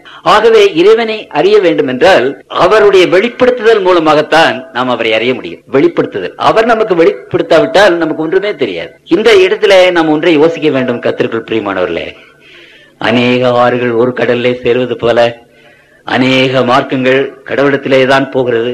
அநேக பாதைகள் ஒரு இடத்திற்கு போவது போல அநேக மார்க்கங்கள் ஒரு இடத்திற்கு போகிறது, ஒரு கடவுளுக்கு போகிறது. இதெல்லாம் மனிதர்களுடைய தத்துவம், நம்முடைய பிலாசபி, நம்முடைய சமயோசிதமான எண்ணங்கள், தத்துவங்கள். இறைவன் நமக்கு வெளிப்படுத்தினார். அவருடைய வெளிப்படுத்துதல் மூலமாகத்தான் நாம் ஆண்டவரிடத்திலே ஆண்டவரை பற்றி தெரிந்து கொள்ள முடியும், ஆண்டவரிடத்திலே போக முடியும். அப்படியானால் அந்த ஒரு இறைவன் தம்மை நமக்கு வெளிப்படுத்தும் போது ஒரு வழிதான், ஒரு பாதைதான், ஒரு பாதையாகத்தான் இருக்க முடியும், ஒரு வெளிப்படுத்துதலாகத்தான் இருக்க முடியும். அப்படியானால் கர்த்தருடைய பிள்ளைகள் அந்த ஒரு வெளிப்படுத்துதல் எது, அந்த ஒரு பாதை எது என்பதை நாம் அறிந்து கொள்ள முயற்சி செய்ய வேண்டுமே ஒழிய எல்லாமே அங்கதான் போகிறது என்ற அந்த கொள்கை அது சரியான ஒரு கொள்கை அல்ல, அது பகுத்தறிவுக்கு ஏற்றதல்ல என்பதை நாம் அறிந்து கொள்ள வேண்டும். அப்படியானால் இங்கு ஆண்டவர் தம்முடைய பிள்ளைகளிடத்தில் விசேஷ விதமாக தன்னை வெளிப்படுத்துகிறார். ஆண்டவருடைய நாமத்துக்கு ஸ்தோத்திரம். அவன் தம்மை நமக்கு வெளிப்படுத்தாவிட்டால் நாம் இன்னும் இருளிலே, காரிருளிலே, பிரம்மாண்டமான பள்ளத்தாக்கிலே விழுந்து ஒன்றுமில்லாமல் போயிருப்போமே. ஆண்டவர் தம்முடைய பிள்ளைகளுக்கு தன்னை வெளிப்படுத்தினார். எப்படி வெளிப்படுத்தினார் என்று விபுனியம் சொல்கிறது. 3 வழிகளிலே தன்னை வெளிப்படுத்தினார். முதலாவதாக ஆண்டவர் தன்னை எப்படி வெளிப்படுத்தினார்? இயற்கையின் மூலமாக நம்மை வெளிப்படுத்தினார். திருமறை என்ன சொல்கிறது என்று சொன்னால், அவைகளுக்கு பேச்சும் இல்லை, வார்த்தையும் இல்லை, அவர்களின் சத்தம் கேட்கப்படுவதும் இல்லை. ஆகிலும் அவைகளின் சத்தம் பூமி எங்கும், அவைகளின் வசனங்கள் பூச்சக்கரம் சக்கரத்து கடைசி வரைக்கும் செல்கிறது. ஆகவே இன்றைக்கு பேச்சும் இல்லாத, மூச்சும் இல்லாத, நம்மோடு உரையாடாத இயற்கை, அந்த இயற்கை நம்மோடு பேசிக்கொண்டே இருக்கிறது. என்ன? இறைவனுடைய மகத்துவத்தை பற்றி வெளிப்படுத்துகிறது. சூரியன் வருவது எப்படி? சந்திரன் யார் அங்கே உண்டாக்கினார்கள்? இந்த செயற்கை கிரகங்களை நாம் ஒரு 100 மைல் 200 மைல் 300 மைலுக்கு அனுப்பும் போது எவ்வளவு பெருமைப்படுகிறோம். இந்த அண்ட சராசரங்களை பார்க்கும் போது கோடான கோடி உலகங்கள், பிரம்மாண்டமான உலகங்கள், அந்த உலகங்கள் எல்லாம் அப்படியே உருண்டு ஓடிக்கொண்டிருக்கிறது. அப்படிப்பட்ட வல்லமை வாய்ந்த அந்த ஆண்டவரை பற்றி இந்த நட்சத்திரங்கள், வானமண்டலங்கள், மரம், செடி, கொடிகள், இயற்கைகள் நமக்கு சாட்சி கொடுக்கிறது. இவைகள் எல்லாவற்றையும் படைத்து ஆண்டு நடத்துகிற ஒரு சக்தி உண்டு, ஒரு பரம்பொருள் உண்டு, ஒரு தேவன் உண்டு என்று அது பேசாமல் என்ன செய்கிறது? அது பேசுகிறது. இன்றைக்கு மக்கள் மத்தியில ஒரு விசித்திரமான ஒரு கொள்கை. என்ன கொள்கை? கடவுள் இவைகள் எல்லாவற்றையும் உண்டாக்கவில்லை, அது தானாக வந்து விட்டது, தானாகவே அது வந்து விட்டது. திடீரென்று உலகம் அப்படியே ஒரு பெரிய கோலத்தில இருந்து பீத்து கொண்டு இங்க வந்தது. அது அப்படியே குளிர்ந்து போனது. அந்த குளிர்ச்சியில ஒரு புல் முளைத்தது. அந்த புல்லில இருந்து ஒரு புழு வந்தது. அந்த புழு வந்து தவளையாக மாறிவிட்டது. அப்புறம் இப்படி மாறிவிட்டது, அப்படி மாறிவிட்டது. கடைசியில குரங்காக மாறினது. அப்புறம் மனித குரங்காக மாறினது. அப்புறம் மனுஷனாக மாறிவிட்டார். தானாகவே எல்லாம் நடந்து விட்டது. இந்த கொள்கை ஒரு நல்ல கொள்கைதான். அந்த கொள்கை மாத்திரம் உண்மையானால் எவ்வளவு நன்மை என்று நினைக்கிறீர்கள். கஷ்டப்பட்டு வீட்டுக்கு போறோம், நம்ம பானையில சட்டியில சோறு தானாக வந்து விட்டால் எவ்வளவு சந்தோஷமா இருக்கும் இல்லைங்களா? சரி, நம்ம துணிமணி எல்லாம் ஒண்ணும் கிடையாது, கடைக்கு போய் நூற்றுக்கணக்கான ரூபாய் என்னத்துக்கு செலவழிக்கணும்? நம்ம வீட்டுக்கு போறோம், அங்க கோட்டை எங்கர் எல்லாம் இருக்குது, தானாக அந்த கோட்டுகளும் அந்த புடவைகளும் அந்த வேஷ்டியும் அந்த சட்டையும் வந்து விட்டால் எவ்வளவு நன்றாயிரும் இல்லைங்களா? சரி, சில சமயங்கள்ல ஒரு அம்மா சொன்னாங்க, எனக்கு பிள்ளை பெறுவதற்கு ரொம்ப பயமா இருக்கு, அது ஆபரேஷன் பண்ண வேண்டியது இருக்கும், அப்படி இருக்கு இப்படி பிறகு அழுதார்கள். அந்த அம்மாவுக்கு என்ன ஆறுதல் சொல்வது? இன்னைக்கு நான் சொல்ல விரும்புகிறேன், தானாக குழந்தைகள் வந்து விட்டால் எவ்வளவு நல்லா இருக்கும். தானாகவே எல்லாம் வந்துட்டா. இன்றைக்கு அறிவுள்ள மக்கள், பகுத்தறிவுள்ள மக்கள், உலகம் எல்லாம் தானாக வந்து விட்டது என்றால் அதை நம்புகிறார்கள். பெரியவர்கள் நம்புகிறார்கள், கவிஞர்கள் நம்புகிறார்கள், டாக்டர்ஸ் நம்புறாங்க. கர்த்தருக்குள் பிரியமானவர்களே, இறைவன் எல்லாவற்றையும் படைத்தார் என்று இவைகள் எல்லாம் நமக்கு விசேஷ விதமாக எடுத்து சொல்கிறது. இங்கு அப்போஸ்தலனாகிய பவுல் இதை குறித்து பேசும்போது சொல்லுகிறார். அப்போஸ்தலனாகிய பவுல் இதை குறித்து பேசும்போது அங்கு ரோமர் எழுதின 1 அதிகாரத்திலே 19:20 நான் வாசிக்கிறேன். தேவனை குறித்து அறியப்படுவது அவர்களுக்குள்ளே வெளிப்பட்டிருக்கிறது. தேவனே அதை அவர்களுக்கு வெளிப்படுத்தி இருக்கிறார். எப்படி என்றால், காணப்படாதவைகளாகிய அவருடைய நித்திய வல்லமை, தேவ தத்துவம் என்பவைகள் உண்டாக்கப்பட்டிருக்கிறவைகளினாலே உலகம் உண்டாவதற்கு முதல் கொண்டு தெளிவாய் காணப்படும். அதனால் அவர்கள் போக்கு சொல்ல இடமில்லை. காணப்படாத தெய்வம், அவருடைய கிரியைகள், அவருடைய வல்லமைகள் காணப்படுகிற உலகத்தின் இயற்கையின் மூலமாக காணப்படுகிறது என்று அங்கே சொல்லப்பட்டிருக்கிறது. ஆகவே யாருமே போக்கு சொல்வதற்கு, கடவுள் இல்லை என்று சொல்வதற்கு முடியாது என்று வேதம் சொல்கிறது. சூரியன் வருவது யாராலே? சந்திரன் தெரிவது எவராலே? யார் இதற்கெல்லாம் அதிகாரி? அதை நாம் உணர்ந்திட வேண்டாமோ என்று நம்முடைய நாட்டிலே கவிமணி தேசிய விநாயகம் பிள்ளை பாடின ஒரு சின்ன பாட்டு. அப்படியானால் கர்த்தருக்குள் பிரியமானவர்களே, இந்த இயற்கை நமக்கு அது விசேஷ விதமாக ஆண்டவரை பற்றி அங்கே சொல்லுகிறது. யோபனுடைய புத்தகம் 12 அதிகாரம் 7வது வசனத்திலே இருந்து நான் வாசிக்கிறேன். 7வது வசனத்திலிருந்து, இப்போதும் நீ மிருகங்களை கேட்டுப்பார், அவைகள் உனக்கு போதிக்கும். ஆகாயத்து பறவைகளை கேள், அவைகள் உனக்கு அறிவிக்கும். அல்லது பூமியை விசாரித்து கேள், அது உனக்கு உபதேசிக்கும். சமுத்திரத்தின் மச்சங்களை கேள், அவைகள் உனக்கு விவரிக்கும். கர்த்தருடைய கரம் இதை செய்ததென்று இவைகள் எல்லாவற்றிலும் அறியாதவன் யார்? கடல் வந்துவிட்டது, மச்சங்கள், மீன்கள், பறவைகள், இவைகளெல்லாம் ஆண்டவர் உண்டாக்கினார் என்று அறியாதவன் யார்? அப்படியானால் கர்த்தருக்குள் பிரியமானவர்களே, அப்போஸ்தலர் 17 அதிகாரம் 27வது 28வது வசனத்திலே வாசிக்கிறோம். கர்த்தராகிய நம்மை அவர்கள் தடவையாயிலும் கண்டுபிடிக்கத்தக்கதாக தம்மை தேடும்படிக்கு அப்படி செய்தார். அவர் நம்மில் ஒருவருக்கு தூரமானவர் அல்லவே. தடவையாகிலும், கூடர்கள் கூட தடவையாகிலும் இறைவன் உண்டு என்பதை அவர்கள் கண்டுபிடிக்கிறார்கள் என்று அங்கே நாம் பேசுகிறது. அப்படியானால் கர்த்தருக்குள் பிரியமானவர்களே, சந்திர மண்டலத்திற்கு இன்னைக்கு போனார்கள். அந்த சந்திர மண்டலத்துல ஒரு செடி கிடையாது, அந்த சந்திர மண்டலத்துல தண்ணீர் கிடையாது, அந்த சந்திர மண்டலத்துல காற்று கிடையாது. ஏன் கிடையாது? அங்கு மனிதர்கள் வாழ வேண்டிய அவசியம் இல்லை. உங்களுக்கு புரியுறதா? இந்த உலகத்துல மாத்திரம் ஏன் தண்ணீர் இருக்க வேண்டும், ஏன் காற்று இருக்க வேண்டும், ஏன் மழை இருக்க வேண்டும்? ஏனென்றால் மக்கள் வாழ்கிறார்கள். ஆகவே இறைவன் இவைகள் எல்லாவற்றையும் நமக்கு செய்து கொடுத்திருக்கிறார். அது இறைவனுடைய செயல் என்பதை திருமறை நமக்கு சொல்லுகிறது. அப்படியானால் இந்த இயற்கை, சத்தமிடாத இயற்கை, பேச்சுவார்த்தையே இல்லாத இயற்கை நம்ம கடவுளை பற்றி நன்றாக சொல்லுகிறது. ஒரு அரபியன் ஒருவன் ஒரு பண்டிட்டை இழுத்துக்கொண்டு ஒரு நியாயாதிபதிக்கு முன்பாக வந்து நிறுத்தினார். அப்பொழுது அந்த அரேபியன் வியாபாரி அந்த அரேபிய நாட்டு தலைவரோடு, மத தலைவரோடு சொன்னார், ஐயா, இந்த மனிதன் இருக்கிறானே, இவன் ஒரு பண்டிட்டு, என்னுடைய ஒட்டகத்தை திருடி கொண்டு போய்விட்டான் என்று சொன்னார். அப்பொழுது காலிப் அவரை பார்த்து, என்னப்பா, இந்த மனிதனுடைய ஒட்டகத்தை நீ திருடி விட்டாயா என்று கேட்டார். இல்லை ஐயா, அவனுடைய ஒட்டகத்தை நான் பார்த்தது கூட கிடையாது, நான் எப்படி திருடி இருப்பேன்? இல்லை, அவன் பொய் சொல்லுகிறான். என்னுடைய ஒட்டகத்தை பற்றி இந்த மனிதன் இவ்வளவு விரிவாக சொன்னான். என்ன விரிவாக சொன்னான்? அப்பொழுது காலிப் அவனை நோக்கி, என்னப்பா, அவனுடைய ஒட்டகத்தை பற்றி விரிவாக சொன்னாயாமே, அது எப்படி? ஒட்டகத்தை பார்க்காமல் எப்படி அந்த ஒட்டகத்தை பற்றி உன்னால் விவரிக்க முடிந்தது? அப்பொழுது அவர் சொன்னார், நான் நடந்து போய் கொண்டிருந்தேன், அந்த மணல் தரையில ஒட்டகத்தினுடைய குழம்பு, அந்த அடையாளங்கள் தெரிந்தன.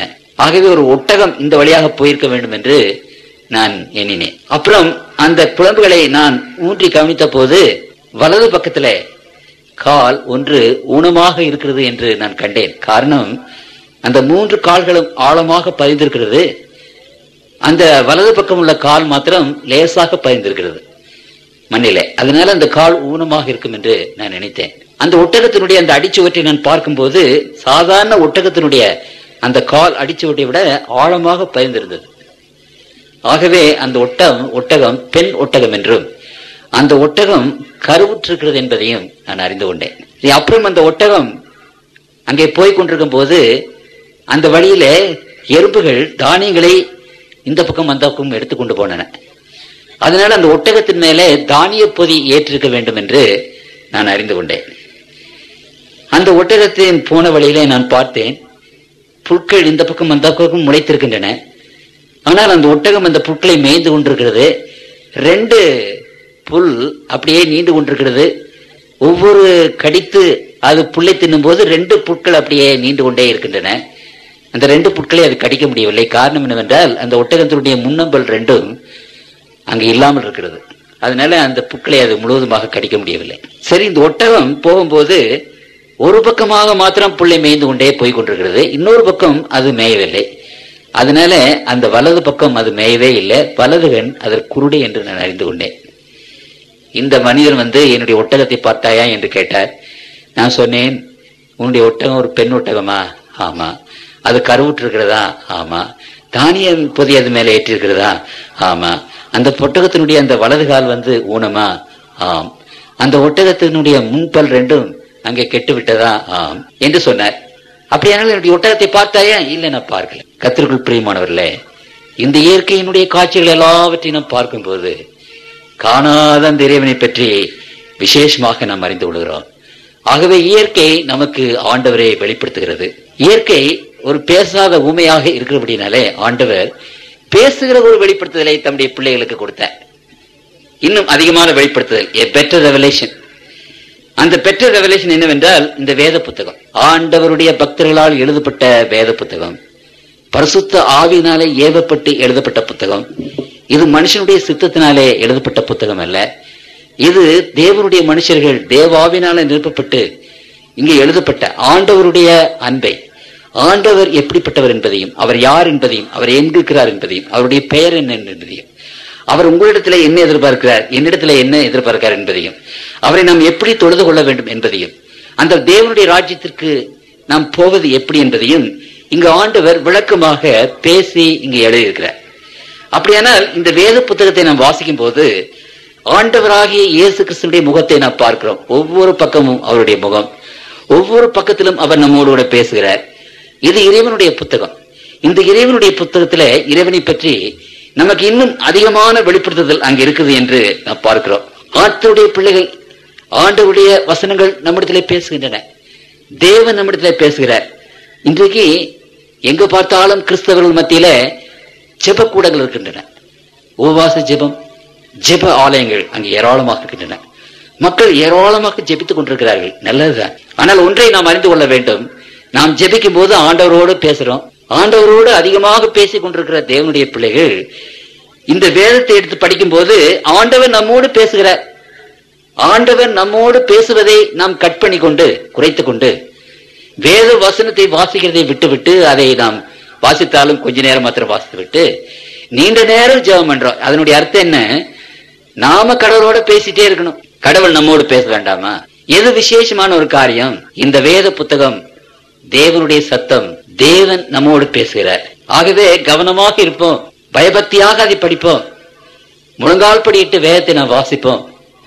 கர்த்தருக்குள் பிரியமானவர்களே, இந்த வேதத்தில் ஆண்டவரை பற்றி ஆண்டவர் ஏராளமாக சொல்லியிருக்கிறார். அவர் யார், அவர் எப்படிப்பட்டவர், அவர் எங்க இருக்கிறார், அவருடைய பெயர் என்ன, அவர் நம்மிடத்துல வேண்டுவது என்ன, இந்த ஏழைகளாகிய நம்மை அவர் எப்படி ரட்சிக்கிறார், எப்படி பாவத்தில இருந்து நம்மை எடுத்துக்கிறார், நம்மை பரலோகத்துக்கு எப்படி கொண்டு போகிறார், அவர் இனி என்ன செய்ய போகிறார், இந்த வருங்காலத்தில் நடக்க போகிறது என்ன, எல்லாவற்றையும் ஆண்டவர் தம்முடைய பிள்ளைகளுக்கு இதில் எழுதி வைத்திருக்கிறார். கர்த்தருக்குள் பிரியமானவர்களே, இந்த வேத புத்தகம் ஒரு பெரிய ஆசீர்வாதம். இந்த வேத புத்தகம் ஒரு பெரிய ஆசீர்வாதமாக இருக்க வேண்டும் என்று சொல்லி ஆண்டவர் விசேஷ விதமான ஆசீர்வாதத்தை இந்த வேதத்தை படிக்கிற பிள்ளைகளுக்கு, அதை ஆராய்ச்சி செய்கிற பிள்ளைகளுக்கு வைத்திருக்கிறார். சங்கீதம் 1வது அதிகாரம் அங்கு 2வது வசனத்திலே, கர்த்தருடைய வேதத்தின்படி வேதத்தில் பிரியமாயிருந்து இரவும் பகலும் அவருடைய வேதத்தில் தியானமாய் இருக்கிற மனுஷன் பாக்கியவான். Is a blessed man. அவன் நீர்க்கால்களின் ஓரமாக நடப்பட்டு தன் காலத்தில் தன் கனியை தந்து இலையுதிராது இருக்கிற மரத்தை போல் இருப்பான், அவன் செய்வதெல்லாம் வாய்க்கும். இப்படிப்பட்ட ஆசீர்வாதத்தை நீங்கள் வேதம் முழுவதுமாக தேடினாலும் அநேக இடத்துல இல்லை. நதியின் கரையிலே நடப்பட்ட மரம் என்றைக்குமே அதற்கு போஷிப்புண்டு, என்றைக்கும் இந்த மரம் வளர்ந்து பெரிதாக வளருது, இலை உதிர்வதில்லை. அது தன்னுடைய காலத்திலே தன் தனியை கொடுக்கும். கர்த்தருக்குள் பிரியமானவர்களே, நீங்களும் நானும் நம்முடைய பிள்ளைகளும் அந்த நதியின் கரையிலே நடப்பட்டிருக்கிற அந்த மரத்தை போல் இருக்க வேண்டும் என்று விரும்புகிறார். இலை உதிராத மரம். இப்படி நம்முடைய வாழ்க்கை எப்படி இருக்கிறது? ஒவ்வொருடைய வாழ்க்கையை நாம் கேட்டோமானால் கவலையும் கண்ணீரும் சஞ்சலமும், நம்முடைய மரத்தின் இலைகள் எல்லாம் உதிர்ந்து போய் நம்முடைய வாழ்வு நம்முடைய குடும்பம் வறண்டு போய் சின்ன பின்னமாக கிடக்கிறது. காரணம் என்ன? இந்த வேதத்தை எடுப்பதில்லை, இந்த வேதத்தை நாம் வாசிக்கிறது இல்லை. நாமும் நம்முடைய பிள்ளைகளும் வேதத்தை நேசித்து வாசித்து அதை ஆராய்ச்சி செய்து நாம் வாழ்ந்தோமானால் நம்முடைய வாழ்வு வளம் பெற்ற வாழ்வாக இருக்கும், ஆசீர்வதிக்கப்பட்ட வாழ்வாக இருக்கும், இறைவனுடைய ஈடெடியற்ற கிருபைகளும் இரக்கங்களும் நிறைந்த வாழ்வாக இருக்கும். ஆண்டவர் சொன்னார், அவன் கையிட்டு செய்வதெல்லாம் வாய்க்கும். You will be successful in every endeavor, in every work. நீ கையிட்டு என்னென்ன செய்கிறாயோ அவைகள் எல்லாவற்றிலும் நீ ஆசீர்வதிக்கப்பட்டிருப்பாய். அது உனக்கு வாய்க்கும், அதிலே நீ வெற்றி பெறுவாய். இவ்வளவு விசேஷமான ஆசீர்வாதத்தை கர்த்தர் தம்முடைய பிள்ளைகளுக்கு வைத்திருக்கிறாரே. இந்த வேத புத்தகத்தை யார் தொடுவது, யார் வாசிப்பது? இந்த வேத புத்தகத்தை பற்றி ஏராளமாக நான் சொல்ல முடியும், எனக்கு நேரம் இல்லை. என்றாலும் ஒன்றை மாத்திரம் நான் சொல்ல விரும்புகிறேன். பிரம்மாண்டமான ஆசீர்வாதங்கள் இறைவனிடத்திலே இருந்து நாமும் நம்முடைய பிள்ளைகளும் ஆசீர்வாதங்களை பெற வேண்டும் என்றால் இந்த வேத வாக்கியத்தை விசேஷமாக வாசியுங்கள், அதை நேசியுங்கள், அதை படியுங்கள், சிந்தியுங்கள். இந்த கூட்டங்கள் அநேக நாட்கள் உங்களுக்கு முன்பாக வைக்கப்பட்டிருக்கிறது. இந்த கூட்டத்தினுடைய நோக்கமே இந்த வேத வாக்கியத்தை உங்களுக்கு எடுத்து சொல்வதற்காகத்தான். என்ன வேலை இருந்த போதிலும், எப்படிப்பட்ட காரியம் இருந்த போதிலும், கர்த்தருக்குள் பிரியமானவர்களே, இந்த வேத வாக்கியங்களை நீங்க கேட்க கேட்க தேவனுடைய பிள்ளைகளுடைய உள்ளத்தில் சமாதானம், சந்தோஷம், வியாதி இல்லாத சுகமான வாழ்வு, பிரம்மாண்டமான ஆசீர்வாதம் உங்கள் மேலும் உங்களுடைய குடும்பத்தின் மேலே வரும். ஆகவே கர்த்தருக்குள் பிரியமானவர்களே, நீங்களும் உங்களுடைய குடும்பமும் நீர்கால்களின் ஓரமாக நடப்பட்ட செழிப்பான இலையுதிராத மரத்தை போல நீங்கள் வாழ வேண்டும். நம்முடைய பிள்ளைகள் உயரமும் உன்னதமாக வாழ வேண்டும். நம்முடைய வீடு ஆசீர்வதிப்பட்ட வீடாக இருக்க வேண்டும். நம்முடைய பிள்ளைகளும் நம்முடைய குடும்பமும் செய்கிற காரியம் எல்லாம் வாய்க்க வேண்டும் என்று ஆண்டவர் விசேஷமாக தம்முடைய பிள்ளைகள் சொல்கிறார். ஆகவே கர்த்தருக்குள் பிரியமானவர்களே, இந்த வேதத்தை எடுப்பது, வாசிப்பது விசேஷமான ஆசீர்வாதம். இது கடவுளை நமக்கு காட்டுகிறது, அவர் எப்படிப்பட்டவர் என்று காட்டுகிறது. அவருடைய பிள்ளைகளாக இருக்க இந்த வேத புத்தகம் நமக்கு உதவி செய்கிறது. சங்கீதம் 119 சங்கீதத்திலே நான் வாசிக்கிறேன், 105 வசனம். உம்முடைய வசனம் என் கால்களுக்கு தீபமும் என் பாதிக்கு வெளிச்சமாயிருக்கிறது. இந்த இருளான உலகத்தில் பிரம்மாண்டமான காரிருள் நமக்கு முன்பாக இருக்கும் போது இந்த வேத வெளிச்சம் நம்முடைய பாதைகளை செவையான பாதைகளை நடத்த முடியாக நமக்கு ஒரு பெரிய வெளிச்சமாக இருக்கிறது. கர்த்தருக்குள் பிரியமானவர்களே, இந்த வெளிச்சத்தை விட்டு விடாதீங்க, இந்த வெளிச்சத்தை மூடி வைக்காதீங்க, இந்த வெளிச்சத்தை நீங்க உபயோகிக்காம இருக்காதீங்க. இது நமக்கு வெளிச்சம் காட்டி, பாதைகளை காட்டி நம்மை பரலோகத்துக்கு ஏற்றவாக வழி நடத்தும். இது ஆண்டவரை பற்றி சொல்கிற 2வது ரெவலேஷன். சுருக்கமாக நான் போகிறேன். 3வதாக, இது ஒரு விளக்கு, வேதம் ஒரு விளக்கு. விளக்கு மாத்திரம் இருந்தால் போதுமா? நமக்கு ஒரு வழிகாட்டி வேண்டாமா? இந்த வேதம் என்பது நமக்கு ஒரு மருந்து என்று வைத்துக் கொள்ளுங்கள். இந்த மருந்தை கொடுப்பதற்கு ஒரு டாக்டர் நமக்கு வேண்டாமா? அப்படியானால் இயற்கை என்ற ஒரு வெளிப்படுத்துதல் மாத்திரம் போதாது, வேதம் என்ற 2வது வெளிப்படுத்துதல் மாத்திரம் போதாது. ஆகவே இன்றைக்கு 3வது வெளிப்படுத்துதல் ஆகிய ஆண்டவராகிய இயேசு கிறிஸ்து இந்த உலகத்திற்கு வந்த ஆண்டவராகிய இயேசு கிறிஸ்து இந்த உலகத்துக்கு வந்த போது கர்த்தருக்குள் பிரியமானவர்களே, அவர் எதற்காக வந்தார் என்றால் இறைவனை இந்த உலகத்தின் மக்களுக்கு வெளிப்படுத்தும்படி வந்தார். இறைவன் என்பவர் யார், அவர் எப்படிப்பட்ட குணமுடையவர், அவர் எப்படிப்பட்ட தன்மையுடையவர் என்பதை விளக்கமாக மக்களுக்கு எடுத்துக்காட்டார். நமக்கு முன்பாக அதை வெளிப்படுத்தத்தக்கதாக பரலோகத்திலே இருந்து இந்த பூலோகத்திற்கு வந்த அந்த ஆண்டவராகிய இயேசு கிறிஸ்துடைய ஜீவியத்தில நாம் ஆண்டவரை பற்றி கண்டு கொள்கிறோம். அவர் எப்படிப்பட்டவர் என்று நமக்கு தெரிகிறது. அவருடைய வாழ்வு, அவருடைய காரியங்கள் எல்லாம் எப்படிப்பட்டது என்று நமக்கு தெரிகிறது. வேதம் நமக்கு சொல்லுகிற ஒரு காரியத்தை உங்கள் மத்தியிலே நான் வைக்க விரும்புகிறேன். 1 தீமோத்தேயு 6:16 வசனத்திலே வாசிக்கிறேன். 1:6-16. ஒருவராய் சாவாமை உள்ளவரும் சேரக்கூடாத ஒளியில் வாசம் பண்ணுகிறவரும் மனுஷரில் ஒருவரும் கண்டிராதவரும் காணக்கூடாதவருமாயிருக்கிறவர் அவருக்கே கனமும் நித்திய வல்லமையும் உண்டாயிருப்பதாக. மனுஷரில் ஒருவரும் கண்டிராதவர், காணக்கூடாதவர். இறைவனை நாம் பார்க்க முடியாது. இதை குறித்து வேதம் நமக்கு இன்னும் திட்டவட்டமாக சொல்கிறது. மோசேயை குறித்து சொன்னார். மோசே ஆண்டவரை பார்க்க வேண்டும் என்று விரும்பினார். மோசே என்ற பக்தன் முனிவர், ஆண்டவரே உம்முடைய முகத்தை நான் பார்க்க வேண்டும் என்று அவர் கெஞ்சினார். அப்பொழுது ஆண்டவர் அவருக்கு என்ன சொன்னார்? யாத்திரையாகும் 33ஆம் அதிகாரம் 20வது வசனத்தில் வாசிக்கிறேன். நீ என் முகத்தை காண மாட்டாய், ஒரு மனுஷனும் என்னை கண்டு உயிரோடு இருக்கக்கூடாது என்றார். அப்படியானால் ஆண்டவர், பரிசுத்தமுள்ள ஆண்டவரை பாவிகளாகி நாம் பார்க்க முடியாது. ஜீவ ஜோதியிலே வெளிச்சத்திலே இருக்கிற அந்த ஆண்டவரை பாவிகளாகி நாம் பார்க்க முடியாது. அவர் பக்கத்தில் போனால் நம்ம எரிந்து விடுவோம், சாம்பலாகி விடுவோம். ஆகவே இறைவனை முழுமையாக வெளிப்படுத்தத்தக்கதாக கர்த்தராகிய இயேசு கிறிஸ்துவான இந்த உலகத்தில் வந்தார். மத்தேயு 1:23 நாம் வாசிக்கிறோம், அவருக்கு இம்மானுவேல் என்று பெயரிடு. இம்மானுவேல் என்றால் தேவன் நம்மோடு கூட இருக்கிறார். God has visited this earth through our Lord Jesus Christ. இந்த உலகத்திலே ஆண்டவர் பிதாவாகிய தேவனை வெளிப்படுத்துவதற்காக இயேசு கிறிஸ்துவாகிய அந்த ஆண்டவர் இந்த உலகத்திலே வந்தார் என்று நாம் பார்க்கிறோம். அப்படியானால் இந்த ஆண்டவர் இயேசு கிறிஸ்துவனுடைய வாழ்க்கையை நீங்கள் ஆராய்ச்சி பண்ணுங்கள், படியுங்கள். அப்பொழுது ஆண்டவர் எப்படிப்பட்டவர் என்பதை நாம் விசேஷ விதமாக நாம் அறிந்து கொள்ள முடியும். என்னை கண்டவன் என் பிதாவை கண்டான் என்று ஆண்டவர் நமக்கு சொல்லுகிறார். அப்படியானால் இயேசு கிறிஸ்துவை நாம் நோக்கி பார்க்க வேண்டும். அப்போஸ்தலனாகிய பவுல் இதை குறித்து பேசும்போது எபிரேயர் 3:1 இப்படி இருக்க பரம அழைப்புக்கு பங்குள்ளவர்களாகிய பரிசுத்த சகோதரரை, நாம் அறிக்கை பண்ணுகிற அப்போஸ்தலரும் பிரதான ஆசாரியமாயிருக்கிற கிறிஸ்து இயேசுவை கவனித்து பாருங்கள், உற்று பாருங்கள், கவனித்து பாருங்கள், அவரை நன்றாக பக்கமாக பாருங்கள் என்று அவர் சொன்னார். ஏனென்றால் இயேசு கிறிஸ்துவனுடைய வாழ்க்கையில நாம் ஆண்டவரை பற்றி விசேஷ விதமாக நாம் அறிந்து கொள்கிறோம். அந்த மகத்துவமான அந்த வாழ்க்கையை பற்றி சொல்வதற்கு என்னால் முடியுமா? கர்த்தருக்குள் பிரியமானவர்களே, ஆண்டவர் எனக்கு 1000 நாவுகளை கொடுத்தால் கூட அந்த ஆண்டவருடைய வாழ்க்கையை பற்றி உரைக்க என்னால் முடியாது. அந்த ஆண்டவருடைய வாழ்க்கையை பற்றி உரைப்பதற்கு நான் தகுதியற்றவன் என்று நான் எண்ணுகிறேன். தேவாவியானவர் தாமே எங்களுடைய உள்ளத்திலே பேசட்டும். கர்த்தருக்குள் பிரியமானவர்களே, இந்த வேத வசனத்திலே ஆண்டவரை பற்றி சொல்லும் போது ஆயிரக்கணக்கான காரியங்கள். இயேசு கிறிஸ்துடைய வாழ்க்கையில நாம் காணுவது என்ன? அவர் நமக்கு உபதேசித்தது என்ன? அந்த அண்டசராசங்களை படித்த ஆண்டவர் நம்முடைய பிதா என்று அவர் சொன்னார். அந்த இறைவனுடைய சன்னிதானத்துக்கு முன்பாக பணிந்து குனிந்து நடுங்கி கொண்டிருக்கிறார்கள் இன்றைக்கு மக்கள். ஓ, அவர் பயங்கரமானவர், அவரை எது வேண்டுமென்றாலும் செய்ய முடியும், அவர் சொன்னது நடக்கும். பயத்தோடு ஆண்டவரிடத்திலே வர வேண்டிய அவசியம் இல்லை. கர்த்தருக்குள் பிரியமானவர்களே, ஏனோ தானோ என்று ஆண்டவரிடத்தில் வர வேண்டியதில்லை. இயேசு கிறிஸ்துவின் மூலமாக வெளிப்படுத்தப்படுகிற கடவுள் நமக்கு தகப்பன். ஆண்டவரை நோக்கி ஜெபம் செய்யும் போது இயேசு கிறிஸ்துவானவர் சொன்னார். அப்படியானால் ஆண்டவரை எப்படி கூப்பிட வேண்டும்? மத்தேயு எழுதின சுவிசேஷம் 6ஆம் அதிகாரத்திலே ஆண்டவர் அதை பற்றி பேசினார். 9வது வசனத்திலே, நீங்கள் ஜெபம் பண்ண வேண்டிய விதமாவது பரமண்டலங்களில் இருக்கிற எங்கள் பிதாவே. அப்படியானால் ஆண்டவராக இயேசு கிறிஸ்து இந்த உலகத்தின் மக்களுக்கு சொன்ன ஒரு காரியம், நம்முடைய ஆண்டவர், இந்த அண்ட சராசனை படைத்த ஆண்டவர் நமக்கு ஒரு தகப்பன். உலக பிரகாரமான தகப்பனை பற்றி நாம் எவ்வளவு விசாரிக்கிறோம். என்னுடைய தகப்பனுடைய தாய், அவர்கள் நம்மை எவ்வளவாக நேசித்தார்கள், எவ்வளவாக நமக்கு ஒத்தாசை செய்தார்கள். வயிற்றை கட்டி வாயை கட்டி நம்மை படிக்க வைத்தார்கள். தன்னுடைய பிள்ளைகள் நன்றாக வாழ வேண்டும், செழிப்பாக வளர வேண்டும். அப்படிப்பட்ட ஒரு தாய் தகப்பன் இந்த உலகத்தில் நமக்கு இருக்கிறார்களே. அப்படியானால் பரலோகத்தின் ஆண்டவர் அந்த தாயை விட, தகப்பனை விட அதிகமான பாசமும் நேசத்தோடு நம்மை நேசித்து வாழ்கிறார் என்ற ஆண்டவர் தம்முடைய பிள்ளைகளுக்கு அங்கே விசேஷ விதமாக அங்கு சொன்னார்.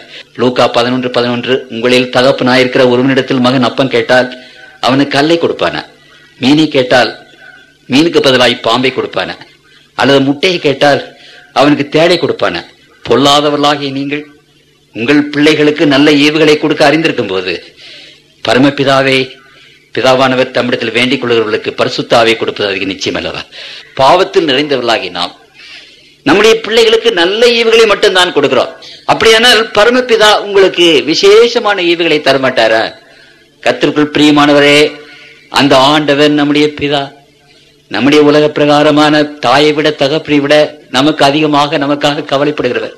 நம்முடைய பிள்ளைகள் உயர்ந்து உன்னதமாக இருக்க வேண்டும் என்று உலகத்தின் பிதாக்கள் ஆசைப்படுவதை பார்க்கலாம். உன்னதமாக அல்ல, தேவனுடைய ராஜ்யத்திலே நாம் தேவனுடைய சிங்காசனத்திலே உட்கார வேண்டும் என்று ஆசைப்படுகிற பரமபிதா. ஸ்பைசர் கல்லூரியிலே நான் போனேன். அங்கு போய் படிக்கும் போது முதல் தடவை என்னுடைய தாயை விட்டு போன நேரம் பூனாவிலே படித்தேன். என்னுடைய ஊர் கோயம்புத்தூர். அங்கே பூனாவிலே பாடம் சொல்லிக் கொண்டிருந்த அந்த ஐரோப்பிய ஆசிரியர்கள் அடிக்கடி என்னுடைய கண்ணிலே கண்ணீர் வருகிறதை பார்த்து அந்த ப்ரொஃபசர் கேட்டார், தம்பி ஏன் நீ அடிக்கடி அழுகிறாய் என்று.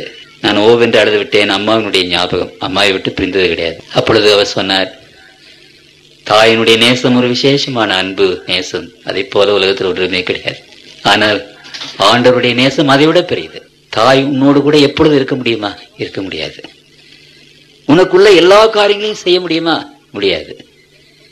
ஆனால் இறைவன் உன்னோடு கூட இருக்கிறார். நீ இந்த பக்கமாக உன்னுடைய கருத்தை போட்டு தூங்கும் போது அவர் அங்கே இருக்கிறார்.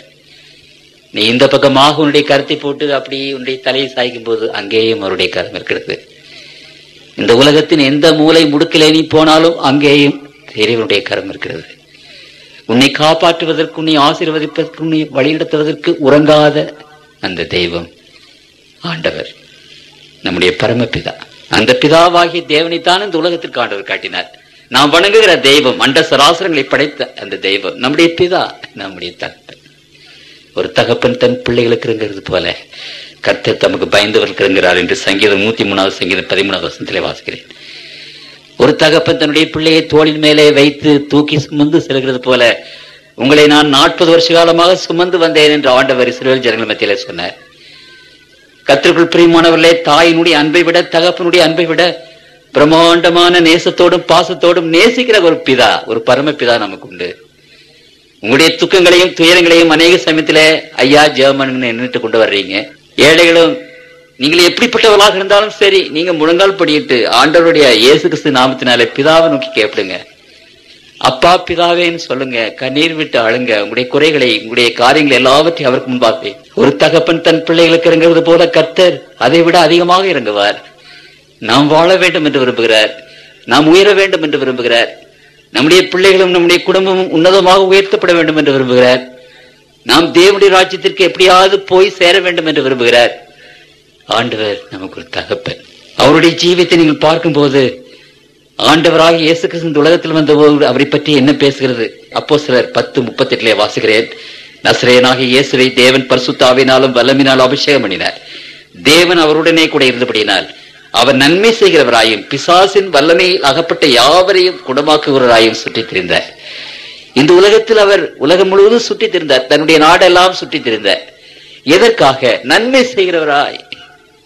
அவரிடத்துல தீமை கிடையாது. கர்த்தருக்குள் பிரியமானவர்களே, அவர் தீமை செய்ய மாட்டார். மங்கி எரிகிற திரியை அவர் அவிக்க மாட்டார். ஏற்கனவே நம்முடைய வாழ்க்கை அங்கு மங்கி எரிகிறது. அந்த அணைந்து போகும் போல் இருக்கிறது நம்முடைய தீபம். அதை அவர் ஒரு நாளும் அணைக்க மாட்டார். கர்த்தருக்குள் பிரியமானவர்களே, அவர் அதை ஏற்றி வைப்பார். சுடரொளியாக உங்களுடைய தீபம் விளங்க வேண்டும். அலை சரிப்படுகிற அந்த கைகளை அவர் ஏந்துவார். அவருக்கு நித்திய பயங்கள் உண்டு. அண்ட சராசங்கள் எல்லாவற்றையும் தாங்கி நடத்துகிற அந்த கருத்தினாலே உங்களை தாங்குவார். ஏழை என்றல்ல, விதவிகள் என்றல்ல, பணக்காரர் என்றல்ல, இந்த உலகத்தின் மக்கள் இந்துக்கள் என்றல்ல, மகமதிகள் என்றல்ல, எல்லாரும் அவருடைய பிள்ளைகள், தேவனுடைய பிள்ளைகள். அவர் தாங்குவார், அவர் ஏந்துவார். அவருடைய கரம் நித்திய அநாதி கரம். அவருடைய பயங்கள் நித்திய பயங்கள். தகப்பன் தன் பிள்ளைகளுக்கு இறங்குறது போல என்று திருமறை சொல்கிறது. இந்த உலகத்திலே ஆண்டருடைய வாழ்க்கை நீங்கள் வாசித்து பாருங்கள். அப்படிப்பட்ட ஒரு வாழ்க்கை வேற எங்கே இல்லை. நன்மை செய்கிறவராய் சுற்றி திருந்தார். பிசாசனுடைய வல்லமையில் அகப்பட்ட அத்தனை பேருக்கும் விடுதலை செய்தார். சில பேர் சொல்கிறார்கள், கடவுள் எனக்கு இப்படி செய்து விட்டார், என்னை சோதித்து விட்டார். கர்த்தருக்குள் பிரியமானவர்களே, எனக்கு சிலுவையை கொடுத்து விட்டார். அதெல்லாம் சொல்லாதீங்க தயவுசு. ஆண்டவரிடத்திலிருந்து எந்த தீமையும் வர்றது கிடையாது. அதை பற்றி 100 நாளைக்கு நான் சொல்றேன். ஆண்டவரிடத்திலிருந்து எந்த விதமான துக்கமும் எந்த விதமான சோதனைகளும் வருகிறது கிடையாது. நம்மை சோதிக்கிற ஒருவன் உண்டு, நமக்கு துக்கப்படுத்துகிற ஒருவன் உண்டு, நமக்கு விரோதமான காரியங்களை செய்கிற ஒரு சக்தி உண்டு. 100 நாளைக்கு அதை பற்றி நான் சொல்கிறேன். இறைவன் தம்முடைய பிள்ளைகளுக்கு எந்த விதமான தீமையும் செய்கிறதில்லை. அவர் நன்மை செய்கிறவராக சுற்றித் திரிந்தார் என்று அங்கே நாம் வாசிக்கிறோம். ஏசாயா 53 அதிகாரத்திலே ஆண்டவர் இதை பற்றி பேசும்போது சொல்கிறார், நம்முடைய துக்கங்களையும் நம்முடைய பாடுகளையும் சுமந்தவராக நமக்காக அவர் கல்வாரி சிலுவையிலே மரித்தார். ஆண்டவருடைய சரித்திரத்திலே நான் ஒன்றை சொல்ல உங்களுக்கு மத்தியில விரும்புகிறேன். ஒரு சமயத்திலே இயேசு கிறிஸ்துவானவர் இந்த உலகத்தில் பிரசங்கம் பண்ணி கொண்டிருந்த போது பரிசேயர்களும் வேதபாரர்களும் ஒரு பெண்ணை பிடித்து இழுத்து கொண்டு வந்தார்கள். அழகான ஒரு பெண். அடித்து கொண்டு வந்தார்கள், இழுத்து கொண்டு வந்தார்கள். பயங்கரமான கஷ்டத்தில் அந்த பெண் இருந்தார். கேவலம் தெருவிலே இழுத்து கொண்டு வந்தார்கள். அப்பொழுது ஆண்டவரிடத்திலே வந்து, ஆண்டவரே, இந்த பெண்ணை கையுமையுமாக விபச்சாரத்திலே பிடித்தோம். ஒரு ஸ்ட்ரீட் ப்ராஸ்டிடியூட், தெருவில் விபச்சாரம் பண்ணுகிற ஒரு பெண். இப்படிப்பட்ட பெண்களை கல்லறிந்து கொள்ள வேண்டும் என்று மோசே சொன்னாரே, நீர் என்ன சொல்லுகிறீர்? கல்லறிந்து கொள்ள வேண்டும், அதுதான் அவளுக்குரிய பரிசு, அவளுக்கு தண்டனை. பயங்கரமான கற்களினாலே அடித்து கொண்டு விடுவார்கள். இந்த பெண் அப்படிப்பட்ட ஒரு பயங்கரமான குற்றத்தை செய்தவள். என்ன சொல்லுகிறீர் ஆண்டவரே? வேதத்திலே நாம் வாசிக்கிறோம், அவர் அந்த தரையிலே குனிந்து எழுதினார். ஒரு தடவை சீனாய் மலையிலே அவர் எழுதினார் தன்னுடைய விரலினாலே. 2வது தடவை அந்த தரையிலே அவர் தன்னுடைய கைகளினாலே எழுதினார். அப்பொழுது எல்லோரும் எட்டி பார்த்தார்கள். ஆண்டவர் யார் யார் எட்டி பார்த்தார்களோ அவருடைய குற்றங்கள் அங்கே எழுதப்பட்டது. ஆண்டவர் சொன்னார், உங்களில் குற்றம் இல்லாதவன் அவள் மேலே கல்லெறிய கடவன். அவர் எழுதினார். எல்லாரும் எட்டி எட்டி பார்த்தார்கள். அவருடைய குற்றங்களை ஆண்டவர் எடுத்து காட்டினார். குற்றமற்றவன் அங்கு யார் இருக்கார்கள்? எல்லாரும் போய்விட்டார்கள். அப்பொழுது ஆண்டவர் அந்த ஸ்திரியை பார்த்து, மகளே, உன்னை தண்டனைக்குள்ளாக ஒருவரும் தீர்க்கவில்லையா? 11வது வசனத்தில் வாசிக்கிறேன். இயேசு நிமிர்ந்த அந்த ஸ்திரியை தவிர வேற ஒருவரையும் காணாமல், ஸ்திரியே, உன்மேல் குற்றம் சாட்டினவர்கள் எங்கே? ஒருவனாகிலும் உன்னை ஆக்கினிக்குள்ளாக தீர்க்கவில்லையா என்றார். 11வது வசனம், அதற்கு அவன், இல்லை ஆண்டவரே என்றார். இயேசு அவளை நோக்கி, நானும் உன்னை ஆக்கினிக்குள்ளாக தீர்க்கிறதில்லை, நீ போ, இனி பாவம் செய்யாது. கர்த்தருக்குள் பிரியமான தேவனுடைய பிள்ளைகளே, அந்த ஆண்டவராகிய இயேசு கிறிஸ்துவின் வாழ்க்கையில நாம் பார்ப்பது என்ன? அவர் இந்த உலகத்திற்கு நம்மை ஆக்கினிக்குள்ளாக தீர்க்கும்படி வரல, நம்ம நியாய தீர்ப்பு கொடுக்கும்படி வரல, நம்ம தண்டிப்பதற்காக அவர் வரல, நம்மை ரட்சிப்பதற்காக அவர் வந்தார். என்ன பாவம் செய்த போதிலும் கர்த்தருக்குள் பிரியமானவர்களே, அவரிடத்துல மன்னிப்பு உண்டு. அந்த தெரு வேசியை மன்னித்த அந்த ஆண்டவர் இன்றைக்கு நம்முடைய குற்றங்கள் பாவங்கள் ஏராளமாக இருந்தாலும், அது ரத்தாம்பர சிவப்பாக இருந்தாலும், சீ என்று காரி துப்பும்படியான பாவங்களை அக்கிரமங்கள் நாம் செய்திருந்த போதிலும் அந்த ஆண்டவரிடத்துல மன்னிப்பு உண்டு. கர்த்தருக்குள் பிரியமானவர்களே, தகப்பன் தன்னுடைய பிள்ளைகளுக்கு இறங்குகிறது போல நம்முடைய பிள்ளைகள் தப்பு செய்தால் அந்த பிள்ளைகளை நாம் கொன்று போடுவதில்லை. ஆண்டவர் அதைவிட அன்பு வாய்ந்தவர். நம்முடைய குற்றங்களை மன்னித்து நம்முடைய குறைகளை மன்னித்து, கர்த்தருக்குள் பிரியமானவர்களே, நம்மை ஆண்டவருடைய பிள்ளைகளை ஆக்கி நம்மை எடுத்து தேவனுடைய ராஜ்யத்திற்கு கொண்டு போகும்படியான ஒரு பிதா அவர், ஒரு தகப்பன் அவர், என்றைக்கு நம்மோடு கூட இருக்கிற அவர். அப்படிப்பட்ட அந்த ஆண்டவரை இயேசு கிறிஸ்துவான நமக்கு வெளிப்படுத்தினார். கர்த்தருடைய பிள்ளைகளுக்கு இப்படிப்பட்ட ஆண்டவரை பற்றின ஒரு வெளிச்சம், ஒரு வெளிப்படுத்துதல் மிகவும் தேவையாக இருக்கிறது. கடைசியாக அவருடைய வாழ்க்கையிலே நாம் பார்க்கிறோம், கல்வாரி சிலுவிலே தொங்கினார். 3 உலகத்தையும் படைத்த அந்த ஆண்டவர் அனாதியாக வானத்துக்கும் பூமிக்கும் நடுவிலே தொங்கினார். உங்களுக்காக எனக்காக அவர் மரித்தார். நம்முடைய பாவத்தை அவர் சுமந்தார், நம்முடைய பாவத்தை அவர் சுமந்தார், நம்முடைய அக்கிரமத்தை அவரை ஏற்றுக்கொண்டார், நம்முடைய ஆக்கினை அவர் மேலே வந்தது, நமக்காக அவர் மரித்தார். நீங்கள் வாழ்வடைய வேண்டும் என்று சொல்லி அவர் வாழ்விழந்தார். நாம் நித்திய ஜீவன் அடைய வேண்டும் என்று அவர் மரித்தார். நாம் தேவனுடைய ராஜ்யத்திற்கு போக வேண்டும் என்று சொல்லி அவர் இந்த உலகத்திற்கு வந்தார். பரலோகத்திற்கும் பூலோகத்திற்கும் ஒரு பெரிய பாலத்தை அவர் அமைத்தார் அந்த கல்வாரி சிலுவையின் மூலமாக. அப்படிப்பட்ட அந்த ஆண்டவரை கர்த்தருக்குள் பிரியமானவர்களை நாம் நேசிக்க வேண்டாமா? நோக்கி பார்க்க வேண்டாமா? வாழ்நாள் முழுவதும் நம் கரம் கூப்பி அவரை துதிக்க வேண்டாமா? பாட வேண்டாமா? ஜெபம் செய்வோம். எங்களை நேசிக்கிற அன்புள்ள கர்த்தாவே, உண்மை இந்த உலகத்தின் மக்களுக்கு வெளிப்படுத்தின தயவுக்காக அப்படி நாமத்தில் ஆண்டவரே, இல்லை என்றால் உண்மை பற்றி எங்களுக்கு என்ன தெரியும்? ஆண்டவராகிய இயேசு கிறிஸ்துவின் வாழ்க்கையிலே ஆண்டவராகிய நீர் எப்படிப்பட்டவர் என்று எங்களை காட்டினதற்காக அப்படி நாம் ஸ்தோத்திரிக்கிறோம். ஆண்டவரே, நீர் எங்களுக்கு ஒரு தகப்பன், நீர் எங்களுக்கு ஒரு இரட்சகர், எப்பொழுதும் எங்களோடு கூட இருக்கிற தேவன், எங்களுக்கு நன்மை செய்து எங்களை ஆசீர்வதித்து எங்களை உயர்த்தி கடைசியிலே நம்முடைய இரத்தத்தினாலே எங்களை கழுவி பரலோக ராஜ்யத்திற்கு கொண்டு போக வேண்டும் என்று வந்தவர். உம்முடைய திருநாமத்துக்கே நாங்கள் கோடான கோடி ஸ்தோத்திரத்தை எடுக்கிறோம். இந்த வசனத்தை கேட்டுக்கொண்டிருக்கிற நம்முடைய பிள்ளைகள், ஆண்டவரே, நம்முடைய பிள்ளைகளுக்கு நன்மை செய்யும் தகப்பனே, நம்முடைய பிள்ளைகளை ஆசீர்வதியும் தகப்பனே. உம்முடைய பிள்ளைகளாக எங்கள் ஒவ்வொருவரையும் கருத்திலே ஏந்தும் தாங்கும் உள்ளங்கையிலே வரைந்திருக்கிறேன் என்று சொன்னீரே. எங்களையும் எங்களுடைய ஏழை குடும்பங்களையும் கர்த்தாவே ஆசீர்வதித்து நம்முடைய கல்வாரி சிலுவையிலே சிந்தப்பட்ட இரத்தத்தினாலே கழுவி நம்முடைய ராஜ்யத்திற்கு எங்களை அழைத்து கொண்டு போய் அந்த ஆண்டவரை நாங்கள் முகமுகமாக பார்க்கும்படியான ஒரு பெரிய கிருபை எங்களுக்கு தர வேண்டும் என்று எங்கள் ஆண்டவர் இயேசுவின் நாமத்தில் வேண்டிக் கொள்கிறோம். ஜெபம் கேளும் பரமபிதாவே, ஆமென். நீதியின் சூரியனே